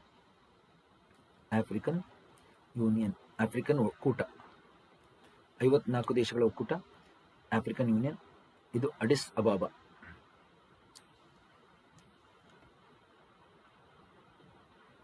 ಎಂಬ ಜಾಗದಲ್ಲಿದೆ. ಇಥಿಯೋಪಿಯಾ ರಾಜಧಾನಿ ಅಡಿಸ್ ಅಬಾಬ ಆಯ್ತಾ. ಇದು ಗ್ರೇಟ್ ಗ್ರೀನ್ ವಾಲ್ ಏನಕ್ಕೆ? ಮರುಭೂಮೀಕರಣಗಳನ್ನು ತಡೆಗಟ್ಟಕ್ಕೆ, ಡೆಸರ್ಟಿಫಿಕೇಶನ್ ತಡೆಗಟ್ಟಕ್ಕೆ ನಾವು ಕಟ್ಕೊಳ್ಳಿ. ಇದೇ ರೀತಿ ನಾವು ಭಾರತದಲ್ಲೂ ಕೂಡ ಮಾಡ್ತಾ ಇದ್ದೀವಿ. ಈಗ Great Green Wall of India Gujarat ಪೋರ್ಬಂದರಿಂದ ಹಿಡಿದು ಡೆಲ್ಲಿವರೆಗೂ, ಅದನ್ನು ನಾನು ತೋರಿಸ್ತೀನಿ ಸಪ್ರೇಟಾಗಿ, ಅಥವಾ ನಾನು ಆಲ್ರೆಡಿ ಸಂಪೂರ್ಣ ಭಾರತ ಭೂಗೋಳಶಾಸ್ತ್ರದಲ್ಲಿ ಹೇಳಿದ್ದೀನಿ. ಹಾಗೆ ಸ್ನೇಹಿತರೆ, ಗೋಬಿ ಡೆಸರ್ಟಲ್ಲೂ ಹಿಂಗೆ ಮಾಡ್ತಾ ಇದ್ದಾರೆ. Great Green Wall of China, Gobi desert ಆಯಿತಾ, ನಾವು ಕಟ್ಕೊಳ್ಳಿ. ಈಗ ಸದ್ಯಕ್ಕೆ ನಾವು ಆಫ್ರಿಕಾದಲ್ಲಿ ನೋಡೋಣ. ಇಲ್ಲಿ ನೋಡಿ, ಏನಕ್ಕೆ ನಮಗೆ ಸಹಾರಾ ಡೆಸರ್ಟ್ ಇದೆ? ನಾವು ಸಹಾರಾ ಅಂತ ಹೇಳಿದ್ವಿ ಸರ್, ಏನಕ್ಕೆ ಬಂತು ಡೆಸರ್ಟ್ ಅಂತಲೇ ಹೇಳಿಲ್ವಲ್ಲ ಅಂತ ಹೇಳ್ತೀವಿ. ಅದಕ್ಕೆ ಇದನ್ನು ಸಹಾರಾ ನೋಡಿ. ಇಲ್ಲಿ ಸಹಾರಾ ಏನಕ್ಕೆ ಬಂತು, ಇಲ್ಲಿ ನಮೀಬ್ ಡೆಸರ್ಟ್ ಏನಕ್ಕೆ ಬಂತು ನೋಡಿ, ಸ್ವಲ್ಪ ಬೇಗ ನೋಡೋಣ ಇದನ್ನು. ಕಲಹಾರಿ ಏನಕ್ಕೆ ಬಂತು ಡೆಸರ್ಟ್ ಅಂದರೆ, ಇಲ್ಲಿ ನಮಗೆ ಕೋಲ್ಡ್ ಕರೆಂಟ್ ಇದೆ ನೋಡಿ, ಬೆನಗುವಾಲಾ ಕರೆಂಟ್, ಕೆನರಿ ಕರೆಂಟ್. ಈ ಕೆನರಿ ಕರೆಂಟ್ ಏನಿದೆ ಸ್ನೇಹಿತರೆ, ಇದು ಶೀತ ಪ್ರವಾಹ. ಅಂದರೆ 15 ಡಿಗ್ರಿಗಿಂತ ಕಮ್ಮಿ ಇರುತ್ತೆ ಉಷ್ಣಾಂಶ. 15 ಡಿಗ್ರಿಗಿಂತ ಕಮ್ಮಿ ಇದ್ದಾಗ ಏನಾಗುತ್ತೆ ಇಲ್ಲಿ ಉಷ್ಣಾಂಶ, ನೀರ್ದು ಉಷ್ಣಾಂಶ ಬಾಷ್ಪೀಕರಣ ಆಗಲ್ಲ, ಎವಾಪರೇಷನ್ ಆಗಲ್ಲ. ಎವಾಪರೇಷನ್ ಆಗಲ್ಲ ಅಂದರೆ ಡ್ರೈ ಏರ್, ತೇವಾಂಶದ ಕೊರತೆ ಇರುತ್ತೆ. ಅದಕ್ಕೋಸ್ಕರ ಏನಾಗುತ್ತೆ, ಆಗ ಡ್ರೈ ಗಾಳಿ ಬೀಸಿದಾಗ ಏನಾಗುತ್ತೆ, ಈ ಕಡೆಗೆ ನಮಗೆ ಮಳೆನೇ ಆಗಲ್ಲ, ಮೋಡಗಳಾಗಲಿ ಮಳೆ ಆಗಲ್ಲ. ಅದಕ್ಕೆ ನಮಗೆ ಸಾಗರ ಪ್ರವಾಹಗಳನ್ನ ನಾವು ಕಟ್ಕೊಳ್ಳಿ.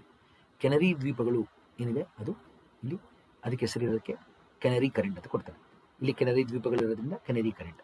ಇಲ್ಲಿ ಅಂಗೋಲಾದಲ್ಲಿ ಬೆನಗುವಲಾ ಅಂತ ಒಂದು ಊರಿದೆ. ಇಲ್ಲಿ ಬೆನಗುವಲಾ ಅಂತೇಳಿ ಒಂದು ಊರಿದೆ.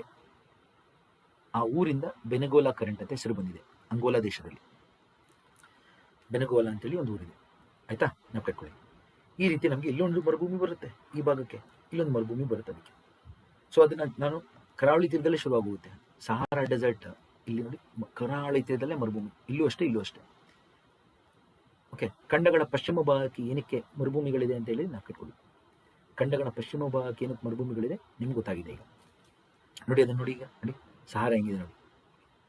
ಸೊ ಏನಕ್ಕೆ ನಾನು ಈ ಚಿತ್ರ ತೋರಿಸ್ತಾ ಇದ್ದೀನಿ ಅಂದರೆ, ನೀವು ಇನ್ನೊಂದ್ಸತಿ ನಾವು ಕಟ್ಕೊಳ್ಳಿ ಆಯಿತಾ. ನಿಮಗೆ ಅನಿಸ್ಬೋದು, ಸರ್ ಇದೊಂದು ಚಿತ್ರ ತೋರಿಸ್ತಿದ್ದಾರೆ ನಮಗೆ 2000 ಇಸ್ವಿ ಏನು ನಮ್ಮದು, ಈಗ 2024 ಹೌದಾ, 2024. ಈ ವರ್ಷನ ಇಂಟರ್ನ್ಯಾಷನಲ್ ಇಯರ್ ಆಫ್ ಕ್ಯಾಮಲ್ಸ್ ಅಂತೇಳಿ ಕರೆದಿದ್ದಾರೆ. ಗೊತ್ತಾಯ್ತಲ್ಲ, ಇಂಟರ್ನ್ಯಾಷನಲ್ ಇಯರ್ ಆಫ್ ಕ್ಯಾಮಲ್ಸ್ ಅಂತ ಈ ವರ್ಷ. ಇಂಟರ್ನ್ಯಾಷನಲ್ ಇಯರ್ ಆಫ್ ಕ್ಯಾಮಲ್ಸ್ ಅಥವಾ ಕ್ಯಾಮ್ಲಿಟ್ಸ್, ಇಂಟರ್ನ್ಯಾಷನಲ್ ಇಯರ್ ಆಫ್ ಕ್ಯಾಮಲಿಡ್ಸ್ ಅಂದರೆ ಎಲ್ಲ ಕ್ಯಾಮಲ್ ಜೀವಿಗಳನ್ನ ಸೇರಿಸಿದ್ರೆ ಕ್ಯಾಮಲಿಡ್ಸ್. ಓಕೆ, ಕ್ಯಾಮಲ್ ಸ್ಪೀಶೀಸ್ಗಳನ್ನ, ಗೊತ್ತಾಯ್ತಲ್ಲ. So ship of the desert ಅಂತ ಕರಿತೀವಿ, ಕ್ಯಾಮಲ್ಸ್ನ ಏನಂತ ಕರಿತೀವಿ, ಓಕೆ, ಮರುಭೂಮಿಯ ಹಡಗು ಅಂತ ಕರೀತಾರೆ, ಶಿಪ್ ಆಫ್ ದ ಡೆಸರ್ಟ್ಸ್. ಈ 2024ನೇ ಇಸ್ವಿಯನ್ನು ಇಂಟರ್ನ್ಯಾಷನಲ್ ಇಯರ್ ಆಫ್ ಕ್ಯಾಮಲ್ಸ್ ಅಂತೇಳಿ ಕರೀತಾರೆ ಸ್ನೇಹಿತರೆ. ಅದಕ್ಕೋಸ್ಕರ ಕ್ಯಾಮಲ್ಗಳ ಸಂರಕ್ಷಣೆ ಮತ್ತು ಅವುಗಳು ಜನಗಳಿಗೆ ಎಷ್ಟು ಉಪಯುಕ್ತ ಆಗುತ್ತೆ ಅಂತೇಳಿ ತಿಳಿಸೋಕ್ಕೋಸ್ಕರ ಇದನ್ನು ಮಾಡಿದ್ದಾರೆ. ಹಾಗೆ ನೋಡಿ, ನಮೀಬ್ ಡೆಸರ್ಟ್ ನೋಡಿ, ಕರಾವಳಿ ತೀರದಲ್ಲೇ ಶುರು ಆಗುತ್ತೆ. ಅಟ್ಲಾಂಟಿಕ್ ಮಹಾಸಾಗರದವರೆಗೂ ಒಬ್ಬೊಂದು ಹಡಗಲ್ಲಿ ಈ ಥರ ವಾಹನಗಳಲ್ಲಿ. ಓಕೆ, ಇದನ್ನು ನಾವು ಲೈಕ್ ಜೀಪ್ ಸಫಾರಿ ಅಂತ ಕರಿತೀವಿ, ಡೆಸರ್ಟ್ ಸಫಾರಿ. ಎಷ್ಟೋ ದೇಶಗಳಲ್ಲಿ ತುಂಬ ಪ್ರಸಿದ್ಧ, ದುಬೈಗೆ ಹೋದ್ರೂ ಮಾಡ್ಬೋದು ನೀವು ಇದನ್ನು. ಇಲ್ಲಿ ಕಲಹಾರಿ ನಮೀಬ್ ಡೆಸರ್ಟಲ್ಲಿ ತುಂಬ ಫೇಮಸ್ ಇದೆ, ಗೊತ್ತಾಯ್ತಲ್ಲ. ಇಲ್ಲಿ ನೋಡಿ ಸ್ನೇಹಿತರೆ, ಆಫ್ರಿಕಾದ ವಾಯುಗುಣ ಒಂದು ಸ್ವಲ್ಪ ನೋಡ್ಬಿಡೋಣ ಒಂದ್ಸತಿ ಯಾವ ರೀತಿ ಇದೆ ಮತ್ತು ಸಸ್ಯವರ್ಗಗಳು ಯಾವ ರೀತಿ ಇದೆ ಅಂತೇಳಿ ಗಮನಿಸಿ. ಬೇಗ ಒಂದು ನಿಮಗೆ ಟ್ರಿಕ್ ಹೇಳ್ಕೊಡ್ತೀನಿ. ಈಗ ಇಲ್ಲಿ ನೋಡಿ, ಇಲ್ಲಿ ಮೆಡಿಟರೇನಿಯನ್ ಸಿಯಿಂದ ಶುರು ಮಾಡ್ತಾ ಇದ್ದೇವಲ್ವಾ, ಮೆಡಿಟರೇನಿಯನ್ ಸಿ, ಅದಕ್ಕೆ ಮೆಡಿಟರೇನಿಯನ್ ಟೈಪ್ ಆಫ್ ಕ್ಲೈಮೇಟ್ ಅಂತ ನಾವು ಕಟ್ಕೊಳ್ಳಿ. ಮೆಡಿಟರೇನಿಯನ್ ಸಿ, ಓಕೆ, ಸುಲಭ ಅಲ್ವಾ, ಮೆಡಿಟರೇನಿಯನ್ ಸಿ ಅಂತೇಳಿ ನಾವು ಕಟ್ಕೊಳ್ಳಿ. ಮೆಡಿಟರೇನಿಯನ್ ಟೈಪ್ ಆಫ್ ಕ್ಲೈಮೇಟ್ ಯಾವ ಥರ ಕ್ಲೈಮೇಟ್ ಇದು ಅಂದರೆ ಚಳಿಗಾಲದ ಮಳೆ. ಅದನ್ನು ಇವಾಗ ಒಂದ್ಸರಿ ಹೇಳಿರ್ತೀನಿ, ನೀವು ಸ್ವಲ್ಪ ಗಮನಿಸ್ಬೇಕು. ಇದನ್ನು ಸ್ವಲ್ಪ ವಾಯುಗುಣ ಕ್ಲಾಸಲ್ಲಿ ಹೇಳ್ಕೊಡ್ತೀನಿ ನಿಮ್ಗೀಗ. ಚಳಿಗಾಲದ ಮಳೆ ಅಂತ ನಾವು ಕಟ್ಕೊಳ್ಳಿ.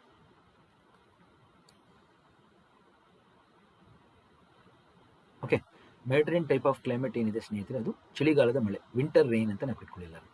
ಅಂದರೆ ಚಳಿಗಾಲದಲ್ಲಿ ಇಲ್ಲಿ ಮಳೆ ಬರುತ್ತೆ. ಏನಕ್ಕೆ ಮಳೆ ಬರುತ್ತೆ? ವೆಸ್ಟರ್ಲಿ ಮಾರುತಗಳಿಂದ ಮಳೆ ಬರುತ್ತೆ, ಅಷ್ಟು ನಾವು ಕಟ್ಕೊಳ್ಳಿ ಸಾಕು. ಈಗ ಚಳಿಗಾಲದ ಮಳೆ ಬಂದರೆ ಏನು ಪ್ರಯೋಜನ? ಚಳಿಗಾಲದ ಮಳೆ ಬಂದಾಗ ತೇವಾಂಶ ಹೆಚ್ಚಾಗಿ ಮಣ್ಣಲ್ಲಿ ಉಷ್ಣಾಂಶ ಕಡಿಮೆ ಇರುತ್ತೆ. ತೇವಾಂಶ ಹೆಚ್ಚಾದಾಗ ಅಲ್ಲಿ ತರಕಾರಿಗಳು, ಹಣ್ಣು ಹಂಪಲು ಬೆಳಿಬೋದು. ಹಾರ್ಟಿಕಲ್ಚರ್ ಫೇಮಸ್ ಇದೆ, ನಾವು ಕಟ್ಕೊಳ್ಳಿ ಹಾರ್ಟಿಕಲ್ಚರ್. ಸೊ ಆಫ್ರಿಕಾದ ಉತ್ತರ ಭಾಗ ನಮಗೆ ತರಕಾರಿ, ಹಣ್ಣು ಹಂಪಲು ಬೆಳೀತಾರೆ ಇಲ್ಲಿ ಆಫ್ರಿಕಾದ ಕರಾವಳಿ ತೀರದಲ್ಲಿ ಅಂತ ನಾವು ಕಟ್ಕೊಳ್ಳಿ. ಅದೇ ಥರ ಯುರೋಪ್ ಕೂಡ ಮೆಡಿಟರೇನಿಯನ್ ಟೈಪ್ ಆಫ್ ಕ್ಲೈಮೇಟ್ ನಾವು ಕಟ್ಕೊಳ್ಳಿಲ್ಲ. ವಿಂಟರ್ ರೈನ್, ಎಸ್ಪೆಷಲಿ ಗ್ರೇಪ್ಸ್ ಬೆಳೀತಾರೆ, ಮೋಸಂಬಿ, ಆರೆಂಜಸ್ ಬೆಳೀತಾರೆ ಆಯಿತಾ. ಹಂಗೆ ಬರ್ತಿದ್ದಂಗೆ ಹಾಟ್ ಡೆಸರ್ಟ್, ಯಾಕೆಂದರೆ ಇಲ್ಲಿ ಬಿಸಿಲು ಜಾಸ್ತಿ, ಮಳೆ ಇಲ್ಲ. ನಾ ಹೇಳಿದ್ದೀನಿ ಆಲ್ರೆಡಿ ಆಯಿತಾ. ಕ್ಲೈಮೆಟಾಲಜಿನಲ್ಲಿ ನಿಮಗೆಲ್ಲ ಡೌಟ್ ಸಾಲ್ವ್ ಆಗುತ್ತೆ. ಇವಾಗ ಸುಮ್ಮನೆ ಇಷ್ಟು ನೋಡಿ. ಓಕೆ, ಇದು ಹಾಟ್ ಡೆಸರ್ಟ್. ಅಲ್ಲಿ ಬರ್ತಿದ್ದಂಗೆ ಗ್ರಾಸ್ಲ್ಯಾಂಡ್, ಹುಲ್ಲುಗಾವಲು.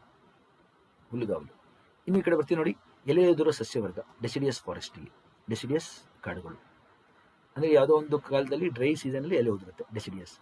ಹಂಗೆ ಈಕ್ವೇಟರ್ ಹತ್ರ ಬರ್ತಿದೆ ನೋಡಿ, ನಮಗೆ ಮಳೆ ಜಾಸ್ತಿ ಈಕ್ವೇಟರ್ ಹತ್ರ. ಆ ಸರಿ ಮಳೆ ಕಾಡು, ರೈನ್ ಫಾರೆಸ್ಟ್, ಎವರ್ಗ್ರೀನ್, ನಿತ್ಯ ಹರಿದ್ವರ್ಣದ ಮಳೆ ಕಾಡು. ಆಫ್ರಿಕಾ ಈಕ್ವೇಟರ್ ನೋಡಿ, ಆಫ್ರಿಕಾ ಒಂದು ಮಧ್ಯದಲ್ಲಿರೋದ್ರಿಂದ ನೋಡಿ, ಈಕ್ವೇಟರ್ ಪಾಸ್ ಆಗೋದ್ರಿಂದ ನಾವು ಉತ್ತರದಲ್ಲಿ ಏನು ವಾಯುಗುಣ ನೋಡಿದ್ವಿ ಅದೇ ಥರ ದಕ್ಷಿಣಕ್ಕೂ ನೋಡ್ಬೋದು.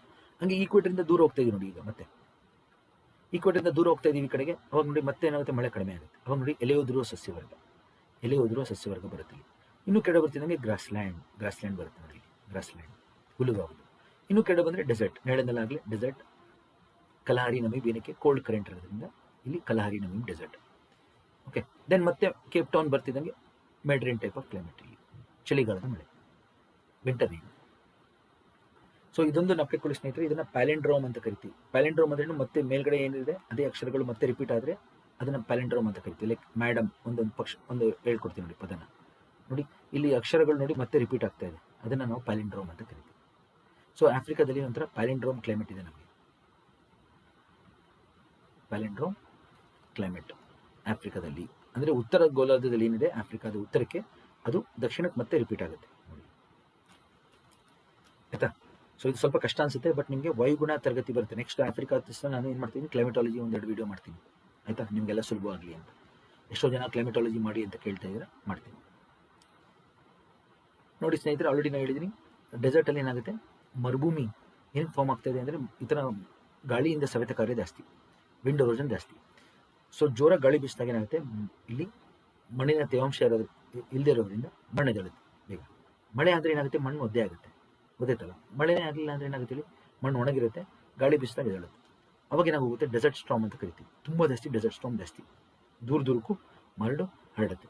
ಆ ಥರ ಮರಳು ಹರಡಿದಾಗ ಏನಾಗುತ್ತೆ, ಇಲ್ಲಿಂದ ಹೋಗಿ ಇನ್ನೊಂದು ಕಡೆ ಕೂತ್ಕೊಳ್ಳುತ್ತೆ, ಒಂದು ಕಡೆಯಿಂದ ಹೋಗಿ ಇನ್ನೊಂದು ಕಡೆ ಕೊಡುತ್ತೆ. ಅದನ್ನೇ ನಾವು ಸವಕಳಿ ಅಂತ ಕರೆಯೋದು, ವಿಂಡ್ ಎರೋಷನ್. ನೋಡಿ ಹಿಂಗೆ ಹೋಗುತ್ತೆ, ಎಲ್ಲಿ ಹೋಗ್ತಾ ಇದೆ ಇದು, ಎಲ್ಲ ಹೋಗಿ ಬೇರೆ ಕಡೆ ಹೋಗಿ ಮಣ್ಣೆಲ್ಲ ಹೋಗಿ ಸಂಗ್ರಹ ಆಗುತ್ತೆ. ಎಷ್ಟೋ ಕಡೆ ಹಳ್ಳಿಗಳು ಮನೆಗಳು ಎಲ್ಲ ಮುಚ್ಚೋಗುತ್ತೆ ಡೆಸರ್ಟಲ್ಲಿ, ಈ ಥರ ಮಣ್ಣಲ್ಲಿ ಧೂಳಲ್ಲಿ, ಆಯಿತಾ. ಎಲ್ಲಿಂದ ಹೋಗ್ತಾ ಇದೆಯಲ್ಲ, ಎಲ್ಲಿಂದ ಹೋಗ್ತಾ ಇದೆ ನೋಡಿ, ಅಲ್ಲಿ ಈ ಥರ ಹಳ್ಳ ಆಗೋಗುತ್ತೆ, ಈ ಥರ ಹಳ್ಳ ಆಗೋಗುತ್ತೆ ನೋಡಿ. ಈ ಥರ ಇಲ್ಲಿದ್ದ ಮಣ್ಣೆಲ್ಲ ನೋಡಿ, ಇಷ್ಟು ಮಣ್ಣು ಇದ್ದಿದ್ದೆಲ್ಲ ಹೊಟ್ಟೋಗಿದೆ ಬೇರೆ ಕಡೆಗೆ, ಹಿಂಗೆ ಹೊಟ್ಟೋಗಿದೆ ವಿಂಡ್ ಎರೋಷನ್ ಆಗಿ. ಯಾವಾಗ ಅದು ವಿಂಡ್ ಎರೋಷನ್ ಆಗಿ ಹೊಟ್ಟೋಗುತ್ತೆ, ಹಳ್ಳ ಫಾರ್ಮ್ ಆಗುತ್ತೆ. ಅದನ್ನೇ ನಾವು ಡಿಫ್ಲೇಷನ್ ಅಂತ ಕರೆಯೋದು. ಈಗ ಗಾಳಿ ಹೋದ್ಮೇಲೆ ಫ್ಲಾಟ್ ಆಗುತ್ತಲ್ಲ ಟೈರ್, ಆ ಥರ ಡಿಫ್ಲೇಟೆಡ್ ಟೈರ್ ಅಂತೀವಲ್ಲ, ಅದೇ ಥರ ಗಾಳಿ ಹೋದ ತಕ್ಷಣ ಏನಾಗುತ್ತೆ, ಹಳ್ಳ ಆಗೋಗುತ್ತೆ, ಈ ಥರ ಹಳ್ಳ ಆಗೋಗುತ್ತೆ. ಆ ಹಳ್ಳದಲ್ಲಿ ಏನಾಗುತ್ತೆ ನೋಡಿ, ಅಂತರ್ಜಲ ಕಾಣುತ್ತೆ, ಅಂತರ್ಜಲ ಮಟ್ಟ ಕಾಣ್ಬಿಡುತ್ತೆ. ಅವಾಗ OSS ಫಾರ್ಮ್ ಆಗುತ್ತೆ. ಆಲ್ರೆಡಿ ನೀರಿರುತ್ತಲ್ಲಿ, ಮಣ್ಣೆಲ್ಲ ಹೋಗಿ ಹೋಗಿ ಹೋಗಿ ಹಳ್ಳ ಆಗ್ತಾ ಆಗ್ತಾ ಆಗ್ತಾ ಹೋದಾಗ ಏನಾಗುತ್ತೆ, ಡಿಫ್ಲೇಷನ್ ಹಾಲೋ ಆಗುತ್ತೆ. ಅವಾಗ ಅಲ್ಲಿ ಕೆಳಗಡೆ ನೀರು ಕಾಣುತ್ತೆ ನಮಗೆ, ಅದೇ ನಮಗೆ OSS ಸಿಕ್ತಿದ್ದಂಗೆ ಏನಾಗುತ್ತೆ, ಅಲ್ಲೆಲ್ಲ ಮರಗಳು ಬೆಳ್ಕೊಳ್ತಾವೆ, ನೀರಿರೋದ್ರಿಂದ ಮರಗಳು, ಅಲ್ಲೇ ಜನಗಳು ಬಂದ್ಬಿಡ್ತಾರೆ ಮನೆ ಕಟ್ಕೊಂಡು, ಗೊತ್ತಾಯ್ತಲ್ಲ. OSS ಹೆಂಗೆ ನಿರ್ಮಾಣ ಆಗುತ್ತೆ ಅಂತ ಹೇಳಿದ್ದೀನಿ ನಾನೀಗ. ಸಿಂಪಲ್ ಟ್ರಿಕ್ ನಂದು ಟೀಚ್ ಮಾಡೋದ್ರಲ್ಲಿ, ಒಂದು ಕಾನ್ಸೆಪ್ಟಿಂದ ಇನ್ನೊಂದು ಕಾನ್ಸೆಪ್ಟಿಗೆ ಲಿಂಕ್ ಸಿಗುತ್ತೆ. ಡಿಫ್ಲೇಷನ್ ಅಂದ್ರೆ ಏನು, ಗಾಳಿ ಹೋಗಿ ತಗ್ಗು ಪ್ರದೇಶ ಆಗೋದನ್ನ ಡಿಫ್ಲೇಷನ್ ಅಂತ ಕರಿತೀವಿ. ಓಕೆ, ಅವಾಗ OSS ಆಗುತ್ತೆ. ನೆಕ್ಸ್ಟ್ ನೋಡಿ, ಒಕವಾಂಗೋ ಡೆಲ್ಟಾ. ಹೇಳಿದ್ನಲ್ಲ, ಒಕವಾಂಗೋ ಸ್ವ್ಯಾಂಪ್ ಅಂತೇಳಿ ಒಂದು ಡೆಲ್ಟಾ ಇದೆ, ಒಳನಾಡು, ಜಗತ್ತಿನ ಒಳನಾಡು, ಅತಿ ದೊಡ್ಡ ಒಳನಾಡು ಮಕಜು ಭೂಮಿ. ಅಂದರೆ ಇಲ್ಲಿ ನದಿಗಳು, ಒಂದೆರಡು ನದಿಗಳು ಅಂಗೋಲಾದಿಂದ ಬರುತ್ತೆ ಸ್ನೇಹಿತರೆ. ಅಂಗೋಲದಿಂದ ಬಂದು ಏನಾಗ್ತಿದೆ, ನಮೀಬಿಯಾ, ಬೋಸ್ವಾನ ಮುಖಾಂತರ ಬಂದು ಬೋಸ್ವಾನದಲ್ಲಿ ಇದರ ಮಕಜು ಭೂಮಿ ಫಾರ್ಮ್ ಮಾಡುತ್ತೆ. ಸಾಮಾನ್ಯವಾಗಿ ನದಿಗಳು ಹೋಗಿ ಸಮುದ್ರಕ್ಕೆ ಹೋಗಿ ಸೇರುತ್ತೆ, ಹೌದಲ್ಲ, ಸಮುದ್ರಕ್ಕೆ ಹೋಗಿ ಸೇರೋದಿದೆ. ಆದರೆ ಇಲ್ಲಿ ಸಮುದ್ರಕ್ಕೆ ಸೇರಲ್ಲ ನದಿ, ಅದು ಇಲ್ಲೇ ಒಳನಾಡು ಜೋಗು ಪ್ರದೇಶ ಆಗುತ್ತೆ. ಇದು ಆಫ್ರಿಕಾದ ಅತಿ ದೊಡ್ಡ ಜೋಗು ಪ್ರದೇಶ ಒಕವಾಂಗೋ ಸ್ವ್ಯಾಂಪ್, ಮತ್ತು ಜಗತ್ತಿನ ಅತಿ ದೊಡ್ಡ ಒಳನಾಡು ಡೆಲ್ಟಾ. 15,000 ಚದರ ಕಿಲೋಮೀಟರ್ ಇದೆ ಸ್ನೇಹಿತರೆ. ಇದು ತುಂಬ ಸುಂದರವಾದಂಥ ಜಾಗ, ಹಲವಾರು ಪ್ರಾಣಿಗಳಿದೆ ಇಲ್ಲಿ. ಬೋಸ್ವಾನ, ಆಯಿತಾ. ಕಲರಿ ಡೆಸರ್ಟು ಇದೆ, ಮತ್ತು ಈ ಥರನೂ ಇದೆ, ಡೆಲ್ಟಾ ಕೂಡ ಇದೆ, ನಾವು ಕೆಟ್ಕೊಳ್ಳಿ. ಸೊ ಆಲ್ಮೋಸ್ಟ್ ಆಗಿದೆ ಸ್ನೇಹಿತರೆ, ಕೆಲವೇ ಚಿತ್ರಗಳಿದೆ. ನೆಕ್ಸ್ಟ್ ನೋಡಿ, ವಿಕ್ಟೋರಿಯಾ ಜಲಪಾತ. ವಿಕ್ಟೋರಿಯಾ ಜಲಪಾತ ಯಾವುದರಿಂದ ಆಗಿದೆ ಅಂದರೆ ಜಾಂಬೇಜಿ ನದಿಯಿಂದ. ಈ ಜಾಂಬೇಜಿ ನದಿ ಹುಟ್ಟದೆ ಕಟಂಗಾ ಭಾಗದಿಂದ ಹುಟ್ಟಿ ಇದು ಇಂಡಿಯನ್ ಓಷನ್ಗೆ ಹೋಗಿ ಸೇರುತ್ತೆ ಸ್ನೇಹಿತರೆ. ಹಿಂದೂ ಮಹಾಸಾಗರದಲ್ಲಿ ಮೊಜಾಂಬಿಕ್ ಚಾನಲ್ಗೆ ಹೋಗಿ ಸೇರುತ್ತೆ, ಆಯಿತಾ, ನಾವು ಕೆಟ್ಕೊಳ್ಳಿ. ಜಾಂಬೇಜಿ ನದಿ. ಸೊ ಜಿಂಬಾಬ್ವೆ ಮತ್ತು ಜಾಂಬಿಯಾ ಮತ್ತು ಜಿಂಬಾಬ್ವೆ ದೇಶಗಳ ಮಧ್ಯೆ ಇದೆ ಜಲಪಾತ, ಆಯಿತಾ. ಜಾಂಬಿಯಾ ಮತ್ತು ಜಿಂಬಾಬ್ವೆ ದೇಶಗಳ ಮಧ್ಯೆ ಬರುತ್ತೆ ವಿಕ್ಟೋರಿಯಾ ಜಲಪಾತ. ಅತಿ ಸುಂದರ ಜಲಪಾತಗಳಲ್ಲಿ ಇದೊಂದು ಕೂಡ. ಆಯ್ತಾ, ನೆನಪಿಟ್ಕೊಳ್ಳಿ.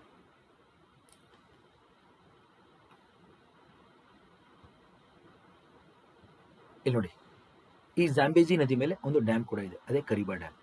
ಆಫ್ರಿಕಾದ ಅತಿ ದೊಡ್ಡ ಅಣೆಕಟ್ಟುಗಳಲ್ಲಿ ಇದೊಂದು ಕೂಡ. ಯಾವ ನದಿ ಇದು? ಜಾಂಬೇಜಿ.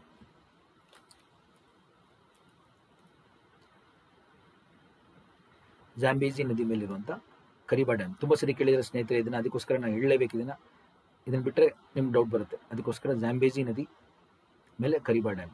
ಇದೆಲ್ಲಿ ಬರುತ್ತೆ? ಎರಡು ದೇಶಗಳ ಮಧ್ಯೆ, ಜಾಂಬಿಯಾ ಜಿಂಬಾಬ್ವೆ ಮಧ್ಯೆ.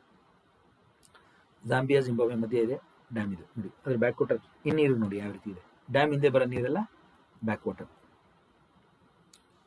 ಇನ್ನೀರು.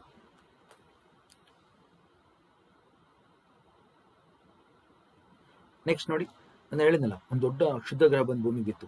ಆ ಕ್ಷುದ್ರ ಗ್ರಹ ಭೂಮಿಗೆ ಬಂದು ಬಿದ್ದು ಒಂದು ದೊಡ್ಡ ಕುಂಡ ಫಾರ್ಮ್ ಆಗಿದೆ ಅಂತ.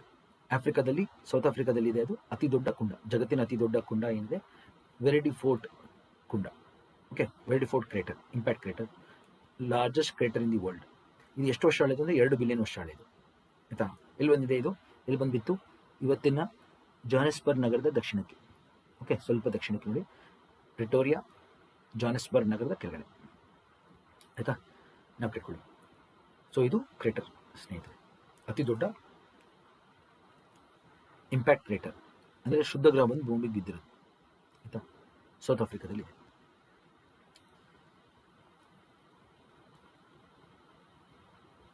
ಇಲ್ಲಿ ಆಫ್ರಿಕಾದ ಎಲ್ಲ ನದಿಗಳನ್ನ ಒಂದು ಚಿತ್ರದಲ್ಲಿ ಕೊಟ್ಟಿದೆ ನೋಡಿ ಸ್ನೇಹಿತರೆ, ಒಂದ್ಸತಿ ನೋಡ್ಬಿಡಿ ಎಲ್ಲರೂ. ಯಾಕೆಂದರೆ ನಿಮಗೆ ಇದೊಂದು ಸತಿ ನೋಡಿದಾಗ ಎಲ್ಲ ನದಿಗಳು ಕವರ್ ಆಗಿದೆ ಇಲ್ಲಿ. ಆಯಿತಾ, ಇಲ್ಲಿ ಮುಖ್ಯವಾಗಿ ನೈಲ್ ನದಿ ನೋಡಿ, ನೈಲ್ ನದಿ ಇಲ್ಲಿ ಮೆಡಿಟರೇನಿಯನ್ ಸೀಗೆ ಹೋಗಿ ಸೇರುತ್ತೆ ನೈಲ್ ನದಿ. ಆಯಿತಾ, ನೈಲ್ ನದಿ ಆಯಿತು. ಇಲ್ಲಿ ನೋಡಿ ಕಾಂಗೋ ನದಿ, ಕಾಂಗೋ ನದಿ ಇಲ್ಲಿ ಹೋಗ್ತಾ ಇದೆ ಅಟ್ಲಾಂಟಿಕ್ ಮಹಾಸಾಗರಕ್ಕೆ ಸೇರುತ್ತೆ, ಅಟ್ಲಾಂಟಿಕ್. ಆಯಿತಾ, ನೈಜರ್ ನದಿ, ನೈಜರ್ ನದಿ ನೋಡಿ ಇಲ್ಲಿ, ನೈಜರ್ ನದಿ ಹೋಗಿ ಇಲ್ಲಿ ಅಟ್ಲಾಂಟಿಕ್ ಹೋಗಿ ಸೇರುತ್ತೆ, ಗಲ್ಫ್ ಆಫ್ ಗಿನಿ ಭಾಗಕ್ಕೆ. ಹಾಗೆ ಓಲ್ಟಾ, ಗಾನಾದಲ್ಲಿ ಓಲ್ಟಾ ನದಿಗಳು, ಓಲ್ಟಾ ನದಿ ಕೂಡ ಹೋಗಿ ಗಲ್ಫ್ ಆಫ್ ಗಿನಿಗೆ ಸೇರ್ತಾ ಇದೆ. ಓಕೆ, ಇನ್ನೊಂದು ಸೆನೆಗಲ್ ನದಿ, ಸೆನೆಗಲ್ ನದಿ ಇಲ್ಲಿಂದ ಲೋಮೋ ಪರ್ವತದಿಂದ ಶುರುವಾಗಿ ಈ ಕಡೆ ಅಟ್ಲಾಂಟಿಕ್ ಹೋಗಿ ಸೇರುತ್ತೆ. ನಾನು ಒಂದು ನಿಮಿಷ ಬರೆದು ಬಿಡ್ತೀನಿ ಎಲ್ಲನೂ ಆ ಜಾಗಗಳನ್ನ. ನೋಡಿ, ಇದು ಲೋಮೋ ಪರ್ವತಗಳು, ಲೋಮೋ ಪರ್ವತ. ಓಕೆ, ಇಲ್ಲಿ ಕಟಂಗ ಇದೆ ನೋಡಿ, ಕಟಂಗ. ಆಯ್ತಾ,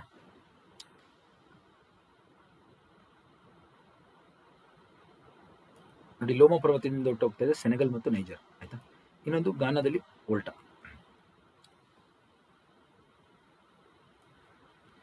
ಇದ್ಯಾವುದು ಸರ್ ಅಂದರೆ Gulf of Guinea, Gulf of Guinea ಒಂದು ಸೇರ್ತದೆ. ಆಯಿತಾ, ಇಲ್ಲಿ ನೋಡಿ, ಇದು ಮೊಜಾಂಬಿಕ್ ಚಾನಲ್. ಇದು ಮೊಜಾಂಬಿಕ್, ಸ್ವಲ್ಪ ನಾನು ಕೂತಿದ್ದೀನಲ್ಲ ಅದಕ್ಕೆ ಸ್ವಲ್ಪ ಕಾಣ್ತಾ ಇಲ್ಲ ನಿಮಗೆ. ಮೊಜಾಂಬಿಕ್ ಚಾನಲ್ ಗಮನಿಸಿ, ಎರಡು ಕಡೆಯಿಂದ ನೋಡಿ ಇದು.